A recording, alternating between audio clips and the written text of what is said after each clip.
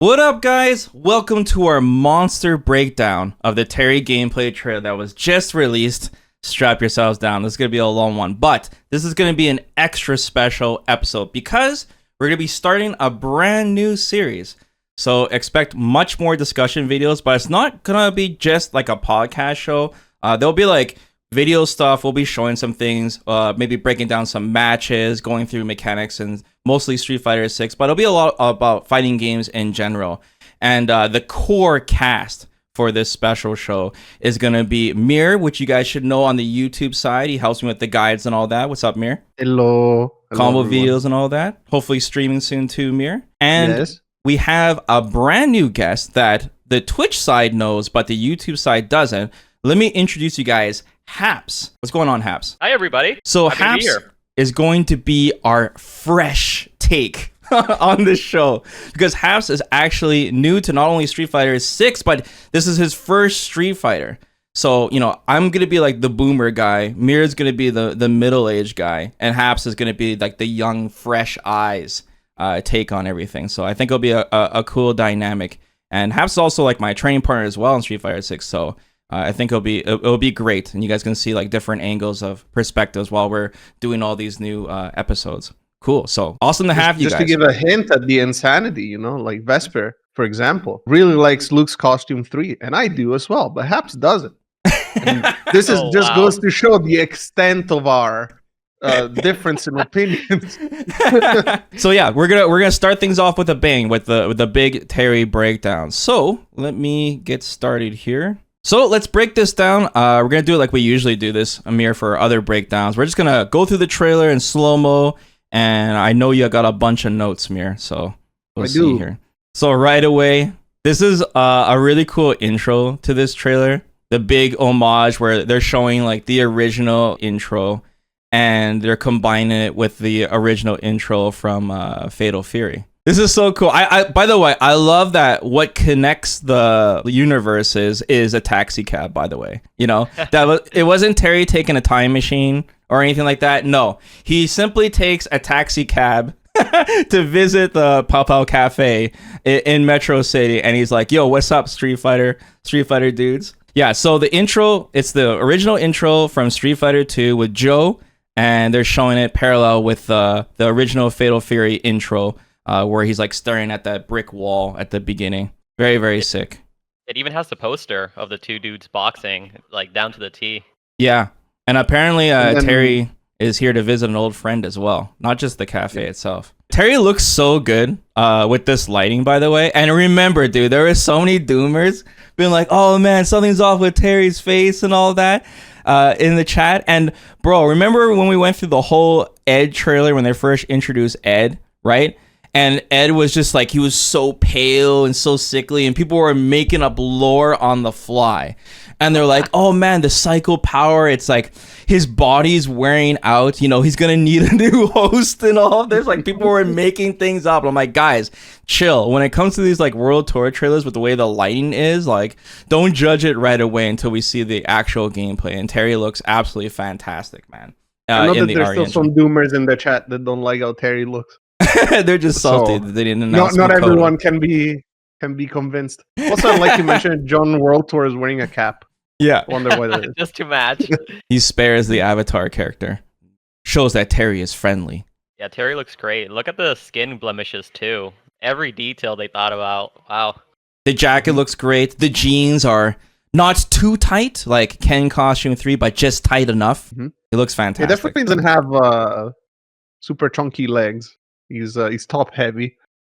This is not the first time we've seen Terry in 3D, but just with the RE engine, you can see Capcom. They did an awesome Let's job mention with those cursed KOF 3D games. it. Maximum Impact, I think, right? I haven't got a chance to play those yet, so I'm excited to. I'm working my way up. And we see the new stage. I'm so happy, bro, that we're getting one of the new stages this season earlier than it was last season, where we got them both almost at once. Yeah, I wanted to mention on the stage, playing the guitar and singing. There's Roxy singing. Yeah. In These are stage. actually, if you remember, I think it was Abigail's ending.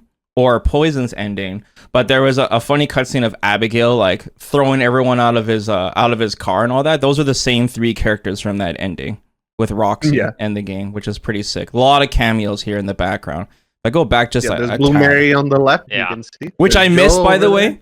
But which I missed. Yeah, she's sitting down the table with like the Monster Hunter meat there, and then we see Joe, and they're not Avatar characters like we saw. Like everyone was like, "Wait, what?" Seeing the Avatar knockoffs.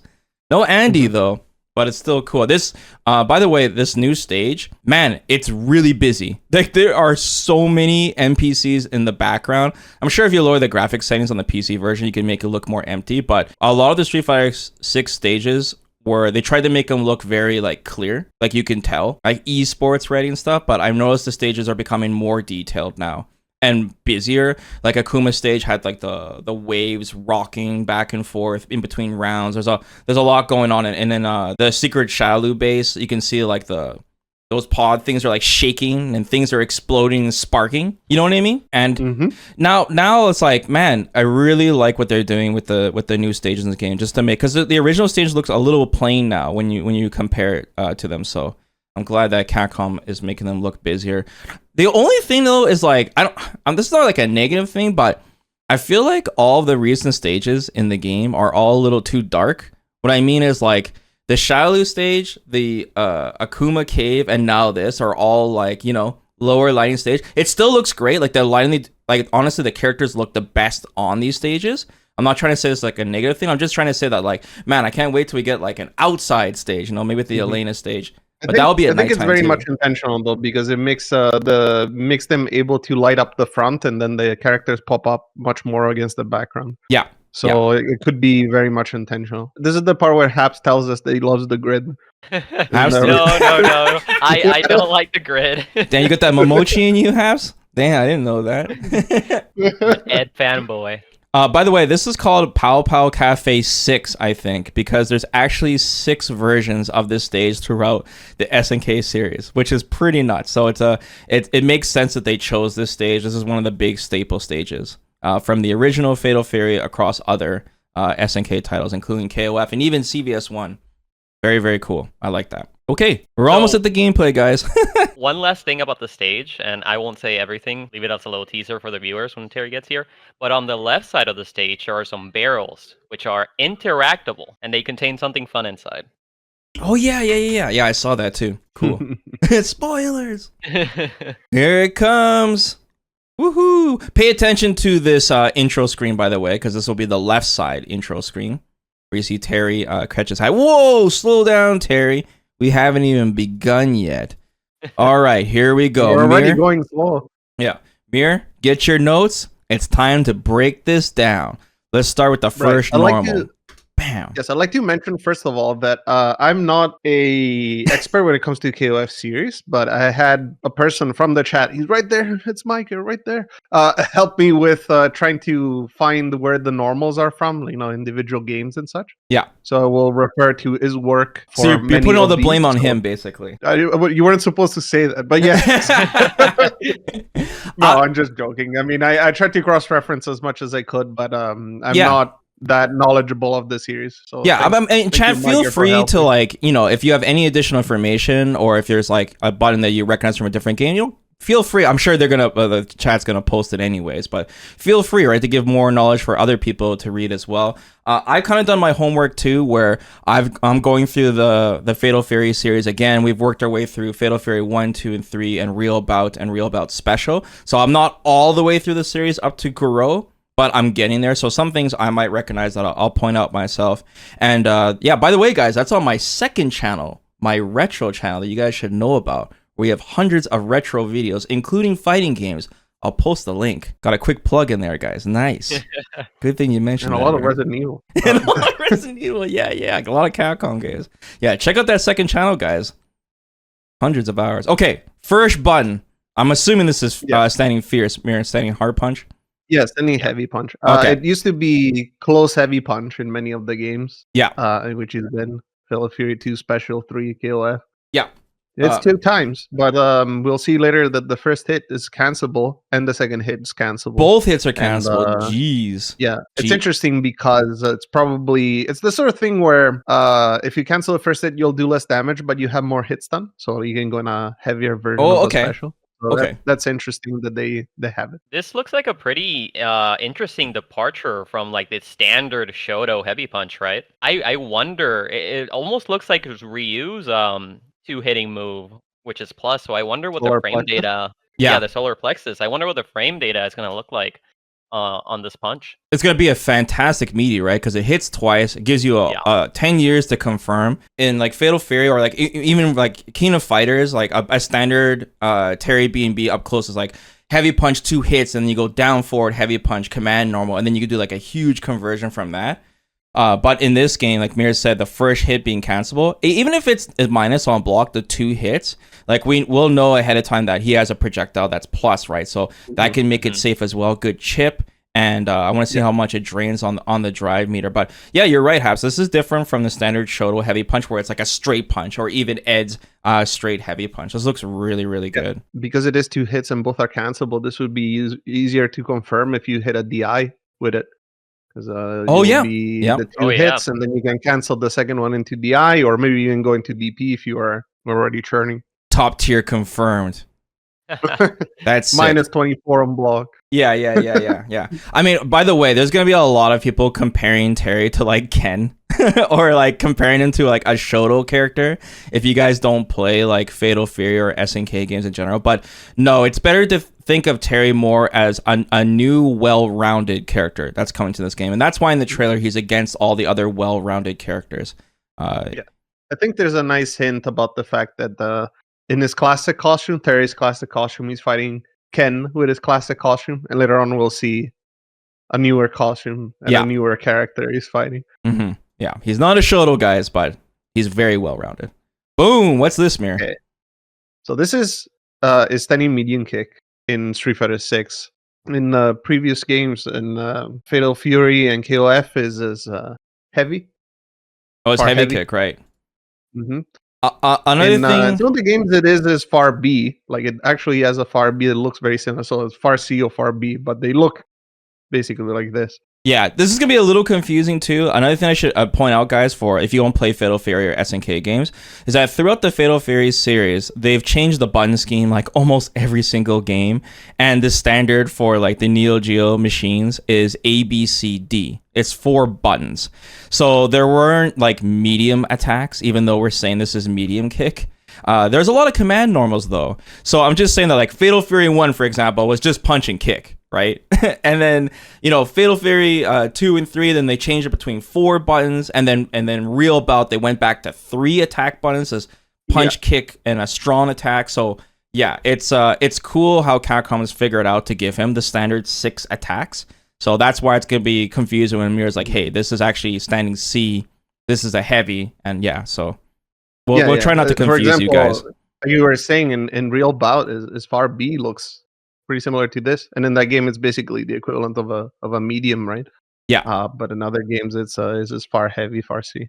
Yeah, and if you guys play the newer King of Fighters where it's like A, B, C, D, just keep in mind the old machines, those A, B, C, D across, 4 buttons across, just so you in a line, not like the Marvel scheme. Yeah. So it's interesting, dude. Anything you want to point out about this, Haps, besides this looking cracked?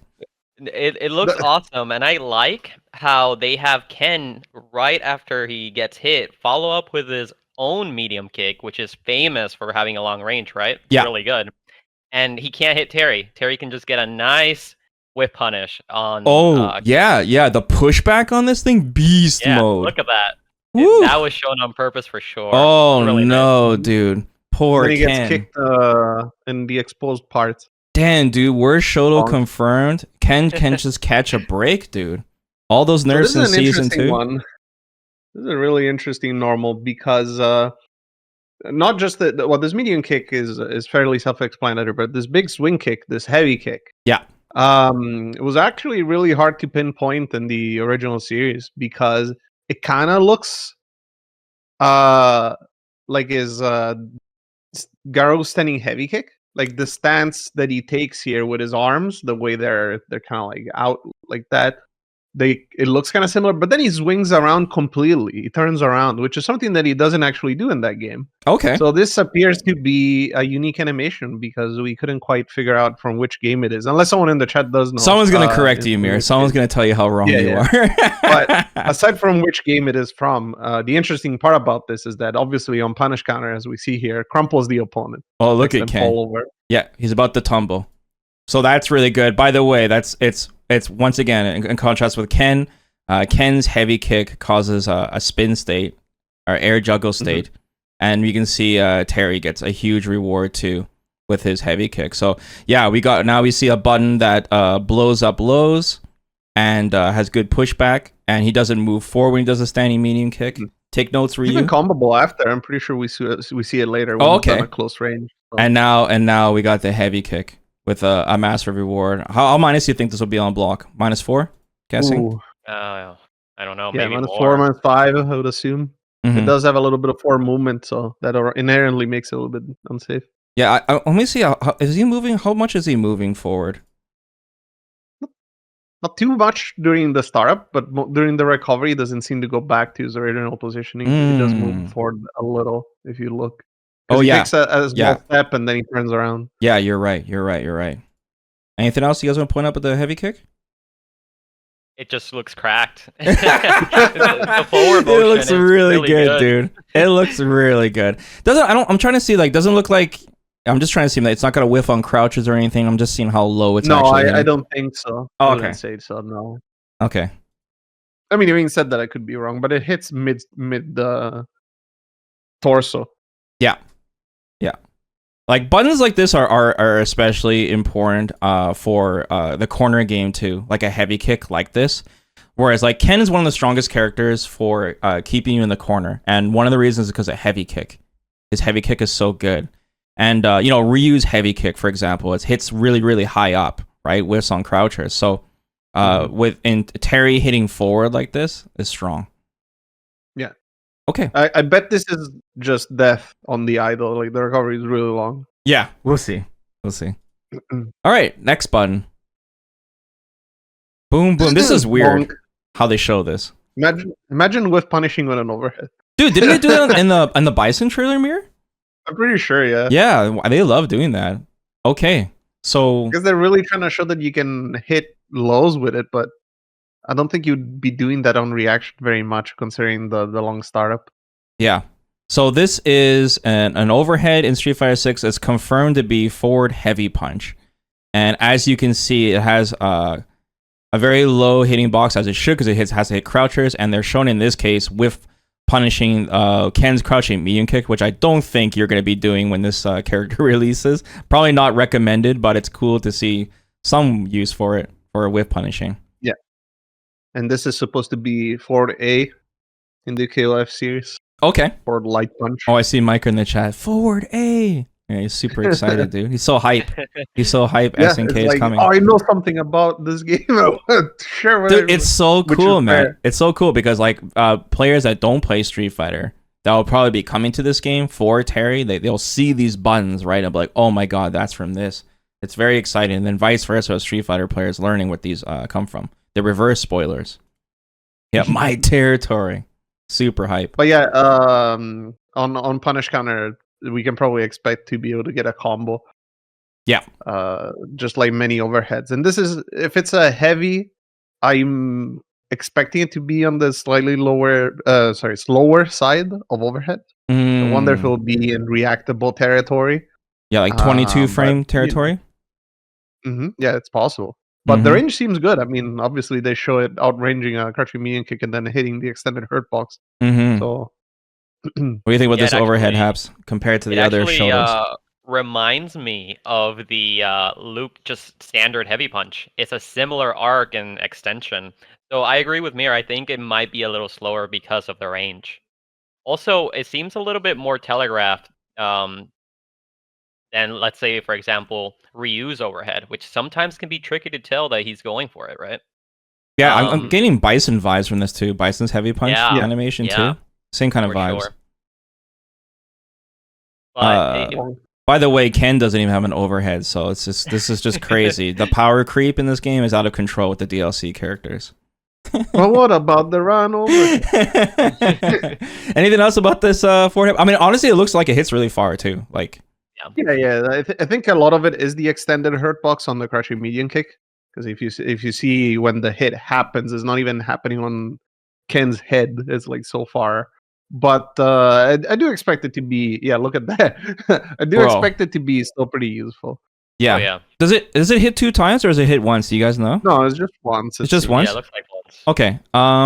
I guess the last thing too is since he has a a normal overhead and a heavy version, it's gonna be really good for a dry rush overhead crutch. Good deeps, I'm assuming, with this thing. It's like a staple. Mm-hmm. Very, very good for comebacks and resets, of course, too. Worst shuttle versus best shuttle. Damn. All right, moving on. Now we see good old Ant here. Woo! Look at Luke, is this. that you? Damn, dude. Look at Ken. Oh my god. Bro, look at this crouching heavy punch. I'm assuming this is a crouching heavy punch, right? Yeah. Yeah, I would assume so as well for Street Fighter 6. As far as I know, it is a crouching heavy punch. Damn. It's in Fatal Fury, it's in KOF. Fatal Fury, it's a Dumbback 1A, the Dumbback A. Okay. And KOF, I'm not sure what it is, but it's traditional animation. Mhm. He has a similar uppercut in Garou, but he actually does it flip the other way around. It's his like a high crush attack. Yeah. Damn. Is this gonna beat Hammer Mountain? Like Luke's jumping heavy punch or Ken's jumping heavy punch? Is it gonna have a good enough hitbox? I'm in. You kind of see this is a little bit of trailer magic just to make sure that it was working properly. The Ken's attack is not actually quite out there yet. Oh yeah, I know. That tilts you when people test But that. I would expect this to be pretty good though. Like I don't see why they would show it specifically actually trying to hit an attack. Because we see later another anti-air, quote unquote, that hits an empty jumping character. So but this one I fully expect to be is normal anti-air. It makes a lot of sense. And for a Shoto, crouching heavy punch is like the classic. They did a great job with like Bison's anti-air is like godlike, and it was kind of iffy in Street Fighter V. So because Bison's heavy punch looks like he's hitting kind of on the forward direction, and we can see here with Terry, you can see it's not straight up, heavy punch. So I wonder if this would be susceptible to cross ups. Oh yeah, that's possible. That's like the only thing concern I have about this. But besides it would that, be better against empty jumping opponents at least who hit further. His fist is really, really high up, so I would assume this would be quite reliable.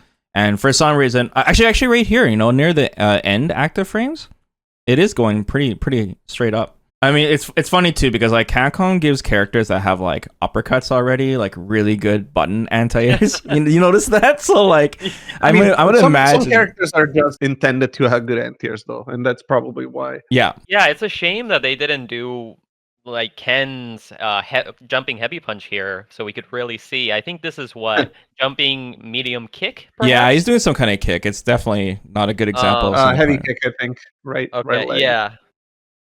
Yeah, so it's let's not fall for the smoke and mirrors just yet. We have to see.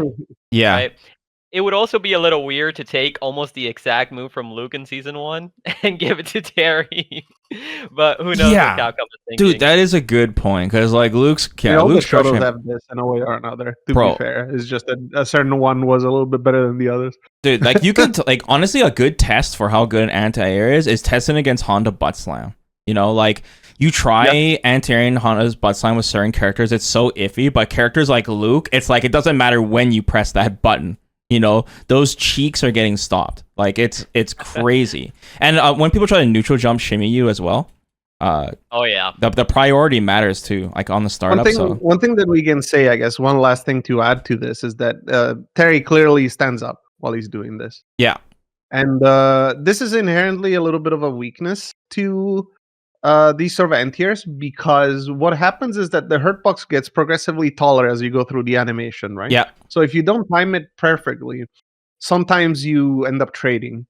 And I know that because Guile's crouching heavy punch is exactly the same. So like, Yeah, in that situation quite often. right. That's why we have like So certain anti-airs like Poison's crouching medium punch from Street Fighter V, right? Or Bison, he actually crouches when he does it. Like that's a good point. yeah, they fully stay crouched the entire time, which is why they're so so effective. This is our breakdown, guys. We talk about this one button for 2 hours. Okay, let's keep going. I mean, anti-airs are pretty sick.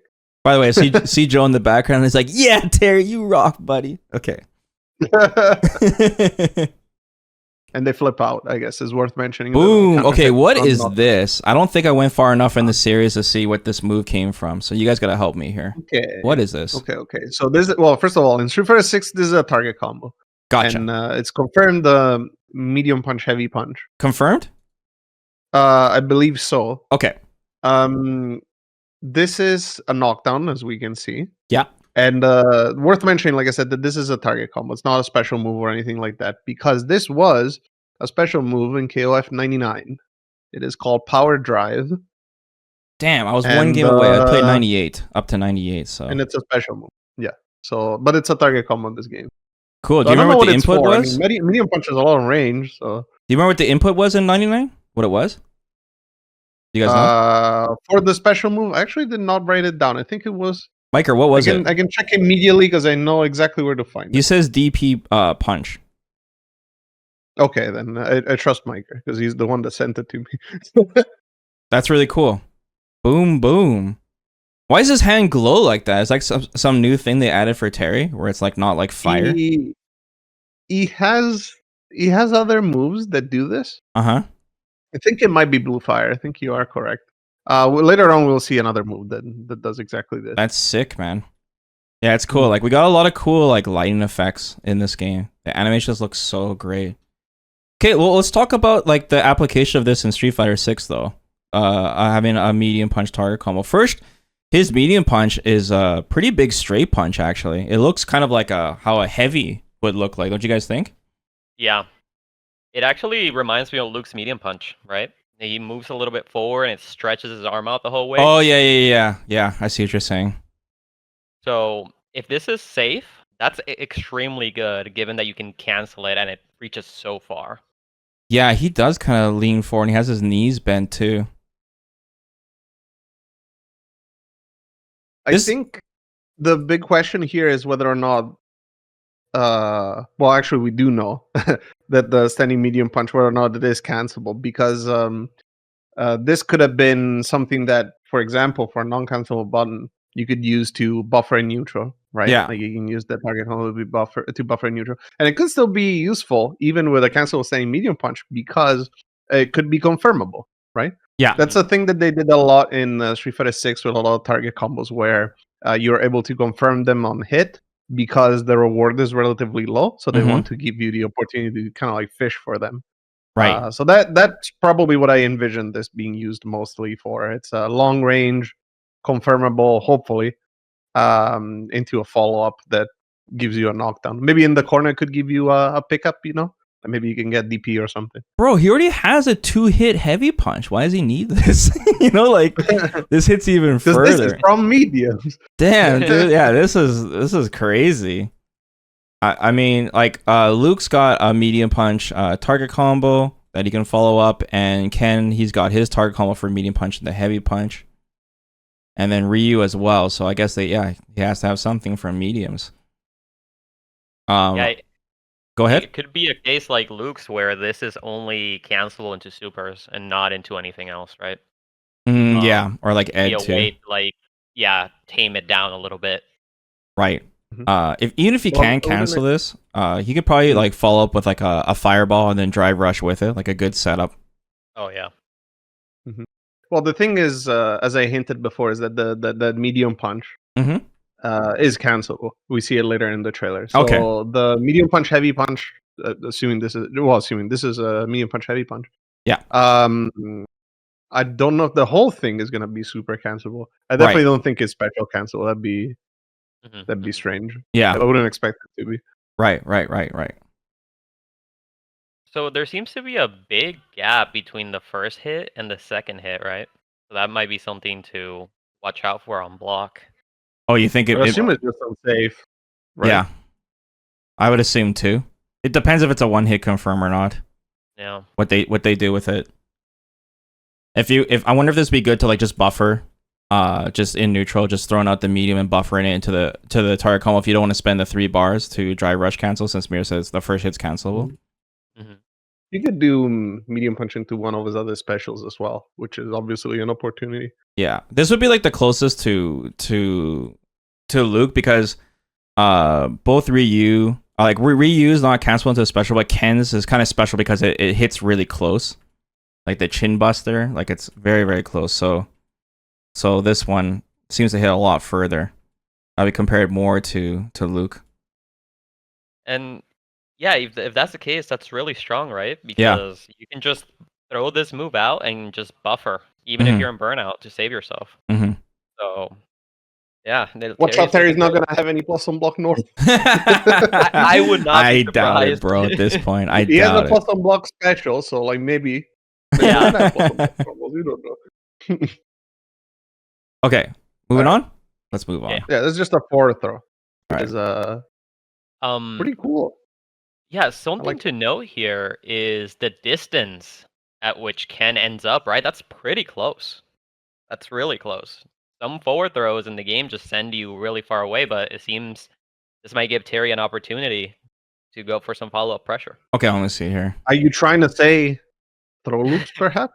yeah, that definitely that, but also just mid-screen pressure. Wait, what are you guys talking about? Don't you know throws got nerfed, man? They got removed. Oh no! Have you guys been keeping up with the news, bro? Oh man, the blow up, bro. But yeah, he's relative. Yeah, you're actually right. Now the question is whether or not the advantage is good, right? Because some characters, even though they're relatively far away, they still get a dash up even mid-screen and still have some plus frames. Yeah. I mean, famously, Ken used to be that way. Like if he doesn't have too much, he might have to do walk up, say mediums, right, instead of being right in your face to threaten something else. And of course, he can backprice this naturally. Yeah. I got nothing really to add to the forward throw. Just looking at the distance. It's a throw. Yeah, it's a throw. It's a throw, guys. Even we can't break this down for 2 hours, the forward throw. Watch me. Watch me try. Taunts? We got taunts. Yes. Yeah, this is a classic taunt that he's had ever since forever. Yeah, Terry's such a cool character. Wow. FF2. Cool. Okay, here's where we get to the special moves. All right, so Terry does indeed have a projectile, and this projectile goes along the ground, like Jerry's does. But you can see it's a little high up. But I've heard reports, I don't remember, but it was something to do with Guile's Sonic Boom Mirror. Do you remember? Does it go? I was saying it said it went under. They don't interact with each other. It does go under the Sonic Boom. That's cool. Now, there's a question here. The tweet just said that it goes under. LOL. I'm pretty sure there was a part of the tweet. Okay. But I wonder if different versions of the specials do the same thing. So, like in the case of the Power Wave, we know that there's 2 versions. There's light and medium. The medium is a stronger version, according to the blog post, which is why we see here knockdown. I'm not sure if it's a counter hit knockdown special property. But you see, it's a meterless fireball. It knocks down. So I'm assuming this is the medium version. Right. And I wonder if the medium version maybe is a little bit taller and it does interact with other projectiles, and maybe the light one doesn't. Yeah, that I have no idea. This is just a theory. Just so you guys know, Terry has a lot of special moves, guys. 7 special moves. I don't know how they're gonna do it on modern controls, but for the classic input, the strength will help with the overlap. So what Mir was saying, his standard fireball is core circle forward punch. The light and medium versions is the traditional fireball that Terry had, but he also gets a second fireball. I think in real bout 1 Miker was when he got the round waves, but we'll see that soon too. So he has a second projectile that he can do, but it's only with core circle forward heavy punch. And in the blog post Mirror, they mentioned that the medium version of this projectile just has more oomph to it. So they didn't say any like properties or stuff. So we'll have to see. Which is why I was imagining that's why it knocks down. Right? meterless projectiles knocking down. I mean, Bro, I didn't even realize that. You're right. It does knock down. That's really strong. Holy cow. That's so good. Poor Ken. well, it could be a counter hit because Ken is about to do a step kick and then he dies. Yeah. So, maybe it has special properties on counter hit. Yeah. We'll see. Yeah. Another thing too is so projectiles on the ground like Jerry, it's not necessarily good when a projectile is going alongside the ground in a lot of situations because Jerry's like susceptible to like Honda headbutt, right? Or Ed's forward heavy punch, things that kind of skip the ground a bit. So, or even knee press going right through it. So I wonder if this is something that Terry is going to have to deal with as well. And he has to alternate between his second projectile, the round wave, the core circle forward heavy punch. So we'll have to see. Another concern is that you cannot use it if he doesn't have a version that trades with Fireball. You cannot do Fireball Wars because you're basically forcing trades constantly, and that might not necessarily be a good thing. Because if a character has a better Fireball than you do, they might be able to block and you get hit. Yeah, like Guile. So that's one of Jerry's problems. So one thing here is, does Terry have anti-projectile options? And supposedly he does, and we'll talk about that very soon. But so that's not as big as an issue for him, but in general for other characters it can be if you don't have other options. Yeah, it will be interesting to see if that the projectile knocking down is just a counter hit effect. Because assuming it doesn't, that might also be good for Fireball Drive Rush, right? Oh yeah. It doesn't knock down, and then you get a combo, which is, we know from the meta of the game, that is super strong. Oh So yeah. either way, it could be good. Either way it goes. Yeah. And the projector goes really late, bro. The projector goes full screen, right? I think It so. seems so, yeah. Yeah, you can see like it's really a long. And now I can see like the first. This is the medium version, I'm assuming. I'm assuming as well. Yes. Yeah, like it looks higher up. Like maybe this one might not go underneath the Sonic Boom. Maybe. Yeah, that's what I was. Yeah. Now I see what earlier. you're saying. But now that I see it here, like this for sure would go under. Interesting. Do we know if the medium version mirror goes full screen? Or we don't know? No, I'm not sure. Not that I know.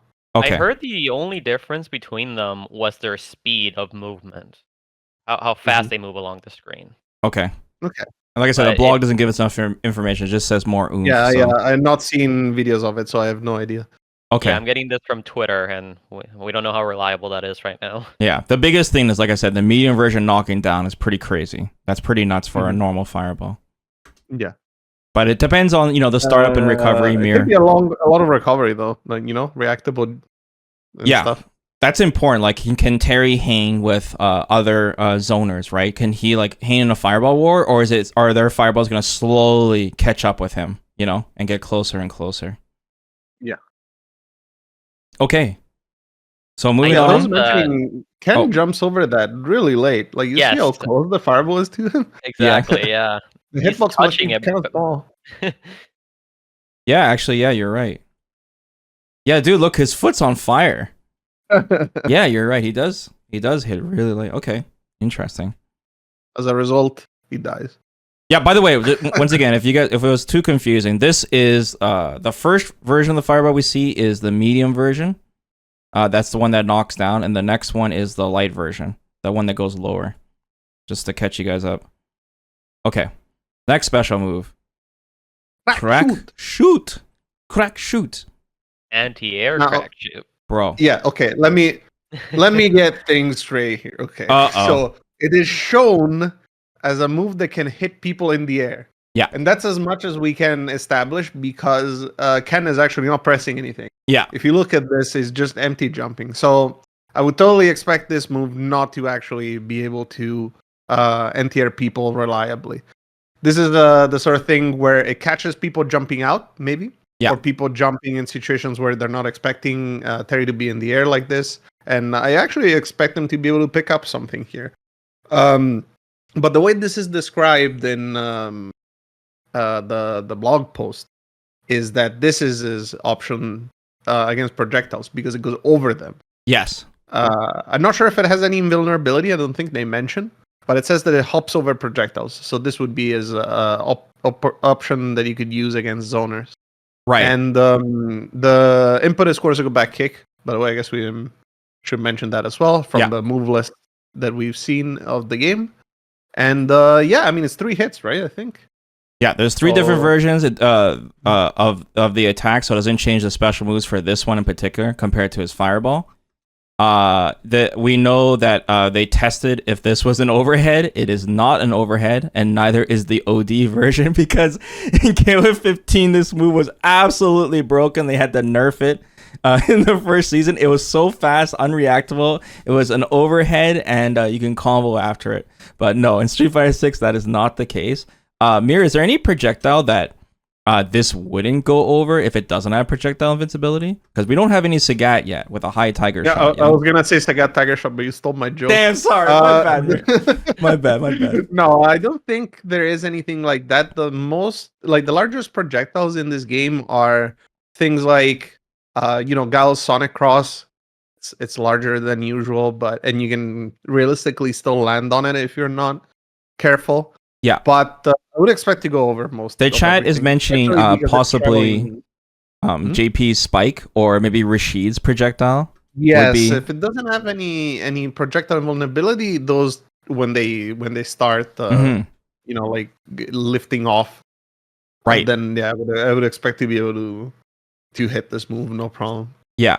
He's clearly airborne, so I wonder if you could do some shenanigans of like doing it meaty to bait a throw, but it's safe on block. So you can like blow up a throw, kind of like a very slow like upside down kick. Dragon Lash? Well, let's not get crazy.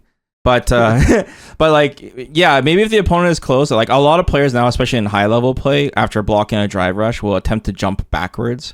So like you mentioned, this might catch somebody actually jumping away rather than jumping towards Terry.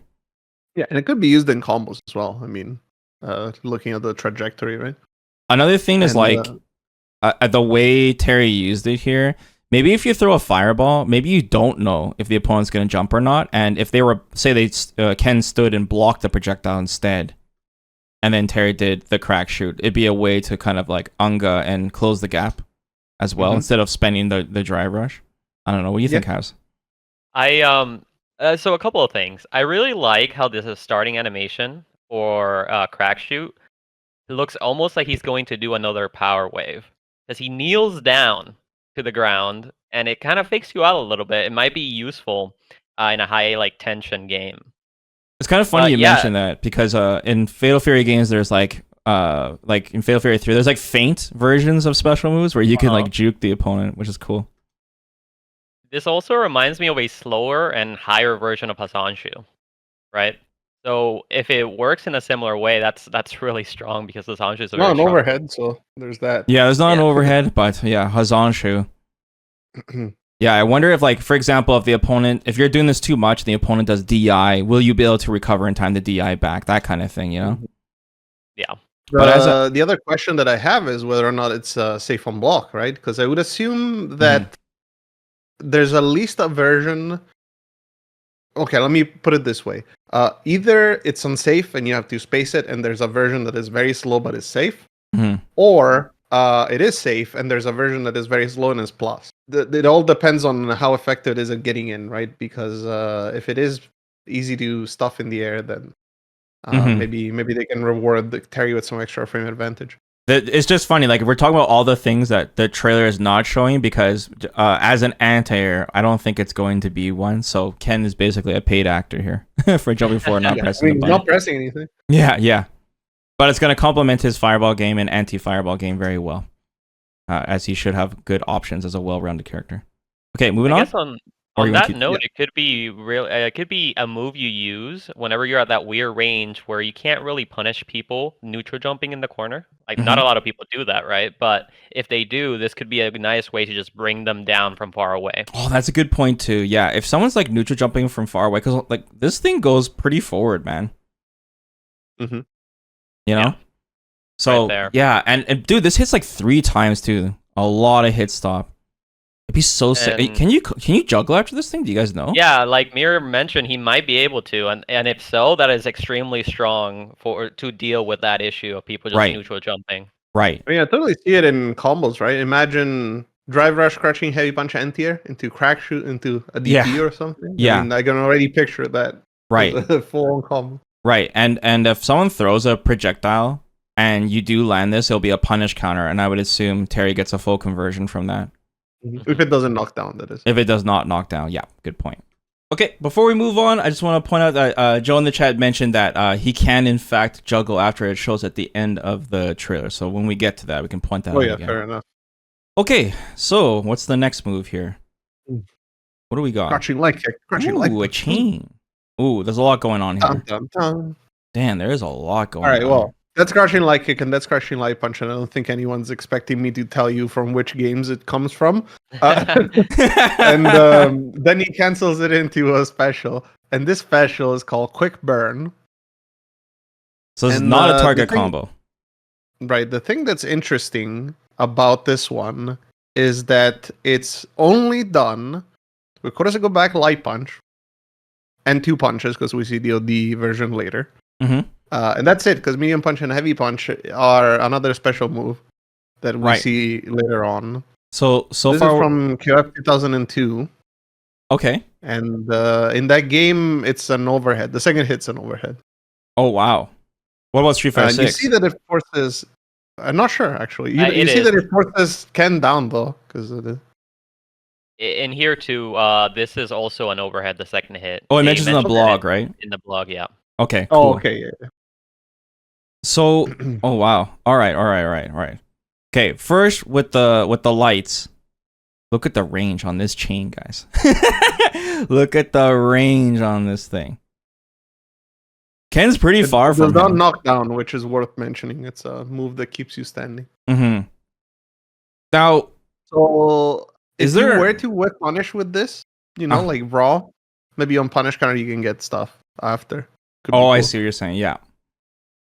So this is the second move so far that has alterations based on the strength you use with the motion. So this would be the core circle back motion and the core circle forward motion, which we haven't shown that second fireball just yet. But how having the second hit as an overhead though? Is there any mix here that he can do though? Because this is a special move. It's a canned 2 hits, right? Yes, it is canned.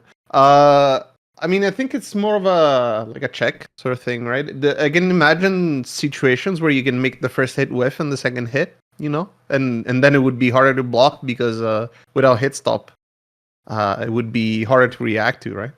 Yeah, you knock down the opponent in a meaty situation or air reset or something. Ken styles, after a knockdown, maybe because it does hit pretty far. It seems. It's also a knowledge check if you're blocking it. You can't just crush block it. Right. The first hit, is it really telegraphed what you're doing? Oh yeah, your hand's blue. Yeah. I was just trying to think between that and the target combo. You know what I mean? I don't think so. It's the completely different arm because the standing medium punch is the other arm. Mm-hmm. Yeah, exactly. I may be wrong, but I feel like moves like this, eventually, once people get used to it, are just a way for you to get perfect parried on the follow-up. So I don't know how strong this will be on, just out of a jab chain on block. Mm-hmm. Because you can just perfect parry the second hit. Yeah, it really depends, his follow-ups, right? Because it's only on the core circle back light punch, right? There's nothing else except the OD version, which are flashing yellow, so... Yeah. I mean, the question is, how safe is it on block? Because we see it being used from lights, so we know that it's fast enough to be used from lights, and this could be his option to keep an opponent standing, or if you're doing it on block, maybe from a certain range is just safe, right? So you can still try to open up an opponent and maintain offense because it's an overhead, right? They're forced to block it. Yeah. And if it is massively unsafe, then I think this the only reason why you would want to use it if it has particularly high damage, maybe compared to his knockdown options, Right. Or if just the reward for landing just the overhead is very high. You could get maybe they try to press on block after the first hit, they get counter hit by the second, and you get a combo. Sort of thing. I'm just thinking this on Burnout, maybe. On Burnout, maybe it'll be safe. Oh, something that would be good. And it's a way for him to stick to you like glue, because he does step forward. Mm-hmm. And maybe you can just go light into this as a Burnout stream, then walk into the corner. The fact that it's a special move, he can probably cancel this until level 3, right? cancel the overhead to level 3. So that'd be kind of a cool, maybe a clutch situation. You could just throw it out, maybe. Like they could say from a setup or something, like Ken Styles. I don't know. Yeah, this one is peculiar for me to find out. I mean, Like mental stack and everything, right? So yeah. having an overhead that can come out as a special, it's always convenient. It just seems very telegraphed since his first punch is his hands blue. So it's very odd. There's like, I'm just trying to see, like, there's not much he can mix with this. But like you said, with mental stack and just throwing it out every now and then, we'll have to see.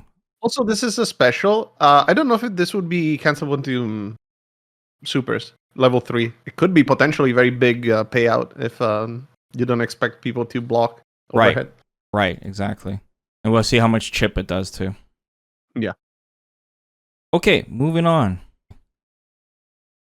All right. Here it comes, guys. Good old Rising Taco. Damn, Rising Taco. So we knew for sure this was coming to Street Fighter 6. This was definitely one of Terry's core moves, but we weren't sure of the motion, right? I think that'd be the first thing we should talk about. So traditionally, it's a flash kick motion, charge down, up, but sometimes it's a motion in some SNK games. But what is it now, Amir? It is a motion. It's a DP.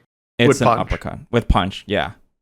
Cool. Yeah, they confirmed in the blog too, and then we've seen the move list as well. So it's an uppercut with punch, which means this could be very, very powerful. So we already saw. Very confusing if you think that it's with kicks. Yeah, actually, that's true too, right? They want it to be used like a dragon punch, so that's why it's with a punch instead of kick. But yeah, that's a good point. Reminds me of Jury used to have a DP with kicks, and then they turn it into punches to prevent overlap. They did. But it caused so many problems too. Yeah, it's true. That's true. So yeah, we've already seen Terry with his crouching heavy punch, and now we see with Rising Tackle. Hits many times. It goes a little bit forward, just a tiny bit, but it kind of goes straight up. So I wonder how good of an arc this thing is going to have, because having a heavy version of your uppercut go very horizontal is good when someone jumps from far away, right? And then having one that goes directly up is really good for keeping the opponent in the corner, for example, and stopping them from crossing you up. And I wonder if this hits on both sides, like Rashid styles. I'm not sure if it does in the KOF games, does it? I don't even know. I'm playing against the CPU. The KOF fans in the chat can tell us. The CPU just walks forward, input reads me, and throws me. So I like how this time around, to really show you as an invulnerable anti-air, they do Ken's jumping heavy punch. Oh, he does the hammer mountain? Yeah. Oh my god, here, let me see. He does. He does.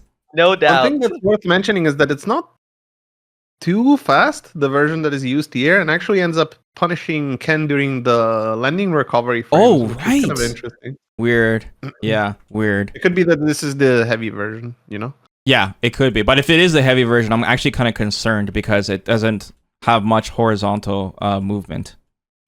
Well, it's not the sort of move that does in the KOF games, I think, right? So no, you're right. I think it would be reasonable. Well, let's give him a weakness at least. So we can assume too that the OD version of this will be a invincible reversal.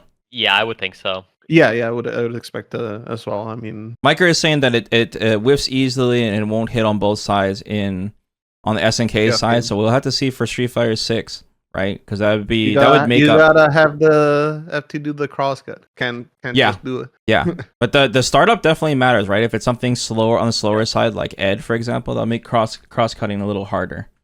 The first hitbox is very low because he actually hits you with the elbow. So it probably would be good for picking up combos and such. Just like you would expect. This would obviously complement his fireball game really, really well. He can pressure you with fireballs, make you want to jump, and having an invincible uppercut and possibly reversal is going to be really, really good. That complements the rest of his kit. And like I said, this is a staple Fatal Fury move for Terry. Actually, he seems to have interesting Oki, or at least the one that they show in the trailer is pretty interesting right after this. Oh, okay. Like during this exact one? Okay, you'll see. Let me keep going here. Pretty close, hey? Yeah, it's pretty close. Yeah, it is pretty close. The choice There's actually the thing is like there's certain characters like Akuma, for example. His OD uppercut, it seems like he's close and he gets Oki, but he doesn't when he slams you down. Yeah. But certain characters very high recovery. yeah, At that point. right. But characters like Luke, for example, uniquely, his reversal for his OD uppercut does give him Oki. And not every character gets it off a reversal. That's very strong. Like, it's something to point out. Yeah. Well, the reason why I was mentioning the Oki is just because we actually do see it being shown here, an option that they put right into the trailer. Oh, okay. Another thing I want to point out to Mir is I think near the end of the trailer, he cancels out the first hit of the uppercut into a level 3. Let me check my notes. I don't know if it's the first hit. Yes, that is correct. Okay. Yeah. So that's good to know too. And is KOF combos like this is standard, like canceling this into super. Mm-hmm. Standard. And now you get to do all the cheaty inputs that are in Capcom games. Oh yeah. Oh yeah. I wonder how good this will be on modern controls too. Be interesting. We gotta see. Like I said, my only concern about this is the horizontal movement seems quite shallow. It seems like it's straight up, which could be bad in certain situations. Oki. Show me the Oki. And here's the Oki. Yeah, and Ken's not even up yet. Burn knuckle. Why wasn't Ken blocking, huh? Did he try to jump out? What's going on here? Possible. So, like, the thing that's interesting about this, and the reason why I was mentioning is that it's interesting Oki, is that he's doing the Burning Knuckle meaty. Naturally, if Burning Knuckle were unsafe, this would be literal ritual suicide. So you wouldn't do that. Yeah. So I would assume, especially this, since the Burning Knuckle has its unique pose and everything, right, where he puts his arms out, that maybe the heavy version could be plus one block potentially, right? That could be a thing. I actually have a comment on this. I will say not necessarily. When I saw this, it reminded me of Luke's run tackle. And normally, depending on spacing and how meaty it hits, if it's not meaty at all, Luke's run tackle will actually be punishable on block. Oh, the shoulder? Yeah. Ever since the patch, he can now get it after certain combos, and it hits meaty, and he's like +3. I think that's exactly what they're trying to show us here. That when it's meaty enough and spaced correctly, it can be plus. But this doesn't look spaced correctly at all, though. That's where I was getting at. It's like this move doesn't look even very meaty. Look like he's like taking Ken to the next stage, bro. Like he's going right through him. You know, like this gotta be minus. It just has to be. That's why I find this. That's why I find this peculiar. It's because it's not hitting very late into the animation. It pretty much seems to hit, just as early as it can. Yeah. But maybe because it's a slower version, and obviously this is a really telegraphed move because Terry puts his arms out, right? So like you can kind of like see that. It's a very unique animation for his burning knuckle. Is it slow that's though? Why they might justify it being, Sorry? Is it slow though? Like, is it going to be like a donkey kick kind of thing where the opponent has to DI it or perfect parry it, Like, yeah, that's what I would expect it to be. And if they do it that way, then I would imagine that they would keep it safe, but not plus. What did they mention in the blog? They said they used it for surprise attacks or something in the blog. Did they mention anything with it? Do you guys know? I'd have to read it again. Yeah, someone check out the blog. By the way, we see Terry slightly off the floor too during Burning Knuckle. You think this would go over Jerry's fireball? I don't think so. I don't think so. I want to say that it would have, it would trade, or not trade, sorry, but like beat low attacks relatively reliably, Yeah. I think that would be... The chat's saying you'll try DI and it will break the armor. Dude, I feel really bad for reused donkey kicks if this thing breaks armor, bro. Terry using Burn Knuckle, a forward thrusting punch, cloaked in energy, useful for surprises and closing distance. Sounds like minus on block to me, bro. When they say it that way. But anyway, no. The other thing that's interesting about this move, and that's the other one that I wanted to mention, and that is that this is Kuroseko back medium punch and heavy punch. Oh, right. It's the same input as quick burn, but it's the medium and the heavy version, which means because in the trailer we see the OD version of Quick Burn, that this has no OD version. Yeah, that's So there's also no very OD strange. burning knuckle. Yeah, once again, that move that Mir's talking about, the light one, that's the one that the double hitting blue fist into the overhead. Yes. So, man, if there's only a medium and heavy version of this move, there's got to be something that we can't tell from the trailer. Maybe the example they've shown. It's very strange. They show really odd because it's like I said, it's not even particularly meaty. He just does it. yeah. Maybe they just needed to just put it in the trailer, and just because for time constraints, and they just needed to show 2 moves in one clip, right? And this was just the way they did it.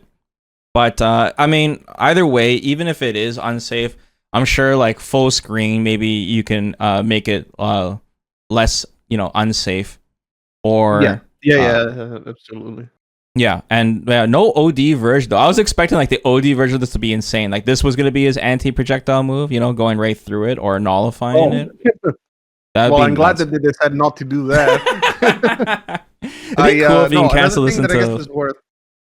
Another thing that I guess is worth mentioning is that they make a point to mention that his round wave later on is his plus on block special. So actually, now that I think about it, this might very well not be plus on block. Otherwise, they probably would have said that. Yeah, maybe. I don't know. I hope it has some uses because it's another very iconic move that Terry has. No, son, there's no OD version. So that's why we're trying to figure out. There's only a medium and heavy version. So I wonder if you can cancel this in the super too. Yeah, that will save you from the DI. Good point. I would imagine that when you're close, maybe, but probably not from far away. What else can we use this for? Maybe if the opponent neutral jumps from very far away. Or he tries to jump backwards, maybe you can do an OS and catch them in the air with it. Maybe. Yeah, maybe. It could be.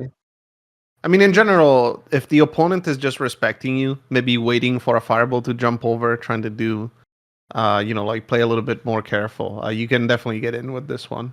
Maybe counter poke some low attacks that they're trying to throw out. I even if it is a little bit unsafe, I don't think it's that useless. Right. Maybe the damage is just really high. That's another thing. Unfortunately, we cannot tell. Yeah, they could do this in many different ways. It depends like how big the startup is too. There's a lot of like Anga kind of moves in Street Fighter 6 that you can get away with, like a headbutt or Blanca ball, right? Or Luke charging his knuckle or Ed charging his heavy punch. So it really depends on the speed and startup on this. Comparing it. Yeah. How good it is. The 2 versions might look very similar within each other, and it could be difficult to parry. Yeah. Maybe one you can DI and one you cannot. That sort of thing. Medium kick. Light kick. Ooh, the shoulder. Okay, the shoulder. Hold on. First off, why they show medium kick again here? Because they show that it's plus enough. That you can that combos? Another thing that's worth mentioning is that assuming light kick is, 5 frames, probably something like that. First of all, it seems that it goes pretty far. But the other thing is that means that if medium kick, if you're using it in neutral to get a punish counter, it's probably quite plus. Maybe you can even link some things from far away, like a sweep or, like his medium punch. That does go quite far, right? So it could be his footsie's button, like the one that you try to use to whip punish. All of his buttons look like footsie buttons, bro. I mean, I guess the point that I'm trying to make is that if this is plus enough to combo naturally, then it's really plus when it actually does get a punish counter. Mir, is this cancel? Is this comboing? It is. I assume so, unless this is really stupid. I'm just hold on, is Ken going back to neutral here? What were you gonna say, House? Do we have another Ken light kick situation? That light kick looks to go. Dude, it looks cracked. It looks so good, dude. Admittedly, like if you look at Terry, he's leaning back a little bit. So it has deceiving range, like I said, it doesn't actually go as far as it seems, but it still seems like it goes relatively far. Dude, Ken has like the best 5-framer in the game, and yeah, looking at this, I don't know, Bison players are shaking in their boots right now, just thinking about those blocked knee presses. But dude, if you can naturally combo, maybe there's like trailer magic and this is off a counter hit, but standing medium kick, the light kick sounds insane to me. That sounds so good. Like, especially since medium kick will blow up lows, right? Yeah. I don't think it's that unreasonable. There's a few characters that have moves like this. Rashid's standing medium kick is a good example where it's actually one of his most plus buns. Yeah. So it could just be a move that he uses all the time. This is interesting though, the tackle comboing there. Okay. Because it's from a light kick, right? And that's a version of the tackle that it's gotta be the light version. So this is power charge from Real Bout. Which and one? KOF 2? 97. I didn't get to play Real Special. Bout 2 yet. So I'm Special. one game away, Miker, from this. Damn. This is quarter-circle forward kick. And it's for a first time it's all versions of light, medium, heavy, and OD. So I'm going to assume that this is either the light or the medium version, probably the light one. And the thing that's interesting about this, you actually have not been continuing the clip, but he actually gets to combo afterwards. What's the motion for this mirror? Quarter-circle forward and kick. And kick? Any kick? Yes. Yeah. Any kick. Okay, And cool. the OD power charge is wall bounce attack. We see that mentioned in right. the blog post. And what was it traditionally in SNK games, Miker? Like, wasn't this like a half circle? Or sometimes it's a charge too, wasn't it? In I some don't games, remember. it's the C plus D attack, CD attack. Oh, really? Mm-hmm. Damn. In Garou, I think. I guess it's half circle CD. forward. Okay, cool. Yeah, this is like in a lot of his newer games with Terry. This is good for like combo extensions. But yeah, comboing this, like you mentioned, off a standing light kick looks really good. Mm-hmm. Unless it's like it's 6 frame. Man, are we gonna have another like Jinrai kick situation here? So it doesn't knock down, it restands. Mm-hmm. This version at least, and then he gets to combo afterwards. Right. Cool. We see later that their other versions do knock down, so it's a choice that you have to make. But it has a special property that we're gonna mention when we get there later on. Okay. So this is, I'm assuming this is the light kick version, and Yeah. it forces a restand, and then I'm assuming this doesn't combo at this point. And that's what you're suggesting? Okay. I was thinking this is just a combo because he goes into DP. Oh, like, really? Why would he do that? okay. Yeah, hold on. just check. So this is all a combo. I'm thinking Well, so. Yes. Okay. Ken is going back to the standing neutral position, so Huh. I was assuming that it's not. Well, he's not crouching here. No, He's no, I'll just- go frame by just a frame. hit. I'll go frame by frame. Make sure. No, this is just because he got hit. That's just the hit, the first hit of the Yeah. hit. Okay. So this is all comboing. I was gonna say if it didn't combo, I thought it'd be like, going low or throw situation, right? But no, he's comboing to in this. And dude, like, hey, look at this. All right, like look how far he was. That crouching light punch. Look at the standing light punch. How far it hits Yeah. when he chains. It's wild, dude. That uppercut looks like it's gonna whiff from this range. It's what I was mentioning before with the uppercut. The first hitbox is actually the elbow. So Oh, okay. Let me see. it hits pretty far when it's low. I think Uh-huh. that's the point. Oh.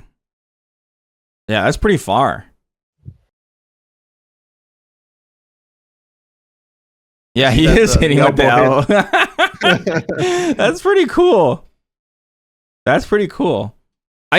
This whole combo is actually pretty crazy, guys. Like, he's starting. I mean, I know he's starting from a medium kick, but from the light kick, just whiff punishing or poking with this into the shoulder, and then you get a chain conversion to a knockdown. Don't you guys think this is a little crazy? What I'm guessing is that light power charge is unsafe. It has This to is just be. a thing that you do. Like you cannot. Did you do in combos? Sorry, it's not a thing that you just do in neutral because otherwise you could just fish for it. This is really good. Like, you gotta remember, like, a lot of things are hard to punish with a 5-framer, but if this 5-framer is as good as we think it is, you're gonna be able to punish things with a light kick into this shoulder charge. And if it might be a punish counter, you can go into a stronger shoulder charge, right? And then knock him down. I don't know. Abs might be time to switch characters. I'm looking. I'm shopping for a new character. Yeah, that's why I thought it was just a reset because it looks so strong. I thought it couldn't possibly be. Yeah. But yeah, it seems And like the damage could be very low too because it could just be filler, right? So that's one thing that definitely affects the risk reward that we cannot see, unfortunately. Yeah, Mir was on point, man. Mir, I thought there was 2 resets here, but Mir's like, no, it all combos. I was in disbelief. All right, So sick. is this DP? Does it look like it has more horizontal distance than the last one we saw? It Let me feels take like a look it. again. Let me He's see. moving a It's little just bit forward. like I said, the first hit, the elbow is pretty far out. Yeah, it kind of does. Kind of does. Not too much, but Not it too feels much. like it does. Yeah, it seems like it. We have to see the Maybe the hitbox too. Like it same- might hit really forward with the It elbows. might be the same version because this one is also kind of slow. Mm-hmm.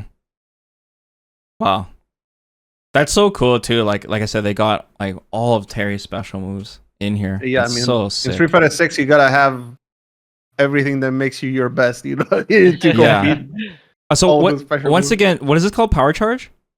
Power charge, yes. So did they mention anything in the blog on the normal versions? Is this the only power charge we see? Not the non-OD version? We don't see the OD in the trailer, but they mentioned that that the OD version is a wall bounce. Okay. And we don't see the medium or heavy version? We only see the light? No, we do see other versions of of the charge. Okay, And my like I bad. said, it has a special property. I was just saving it for when we get there, not to No problem. overwhelm our viewers. Yeah, yes. I'm overwhelmed myself right now seeing this entire combo. Okay, it says here Terry uses power charge to ram his shoulder into opponents. The OD version will result in a wall bounce. Okay, That's all it says. cool. All right. Anything else you want to add, Habs? No, it looks. I was shocked that it all combos. It looks Yeah. extremely strong. Really good punishes. And I guess I don't want to get into this now because we're going to cover it later, but the special property I wonder if it applies to both on hit and on block. That would be my next question. I think it's only for certain versions, is my guess. Okay. So far, we're seeing Terry like really good conversions, like from lights and from mediums and from heavies. So pretty wild. Well, KOF is the combo game, or even Fatal Fury's got some combos. So Okay, we're gonna get really crazy now. First off, this is an interesting one. This is another traditional move of his. yeah, I didn't actually get to see this when I was going through the Fatal Fury series. That is a sick target combo. So that's crouching medium kick, Mir? Yeah, crouching medium kick, heavy kick, into crack shoe, of course. This is called fire kick, and actually it's called fire kick even in Street Fighter 6, which is nice. I'm glad that they maintained the nomenclature. Uh-huh. It's from Real Bout, FF2, or EX Terry in QF 98, according to my Damn, notes. see, I was one game away from seeing this move. I played up to Real Belt Special. That's So, sick. Both buttons are actually down. It's down medium kick and down heavy kick as well for fire kick. And I hear from Twitter that both of them are cancelable, which is super cool. Yeah, so when I first did my live reaction of this, Mir, they showed this multiple times in the trailer, and I assumed that he could not cancel this low forward. That he had to go in the target hole. It would be something, like maybe they want a one-hit confirmable like Luke's crouching medium kick into his crouching heavy. But no, it turns out he can in fact drive rush cancel this or go into fireball. So that's crazy. I'm like, this is the only weakness I can find with the character, but I guess there is no weakness.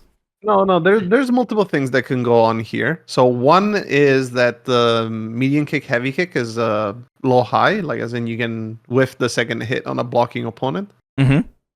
So you can't just do it willy nilly, like because it looks like it hits really high up. Yeah, right? So it does. It is potentially something that might not work.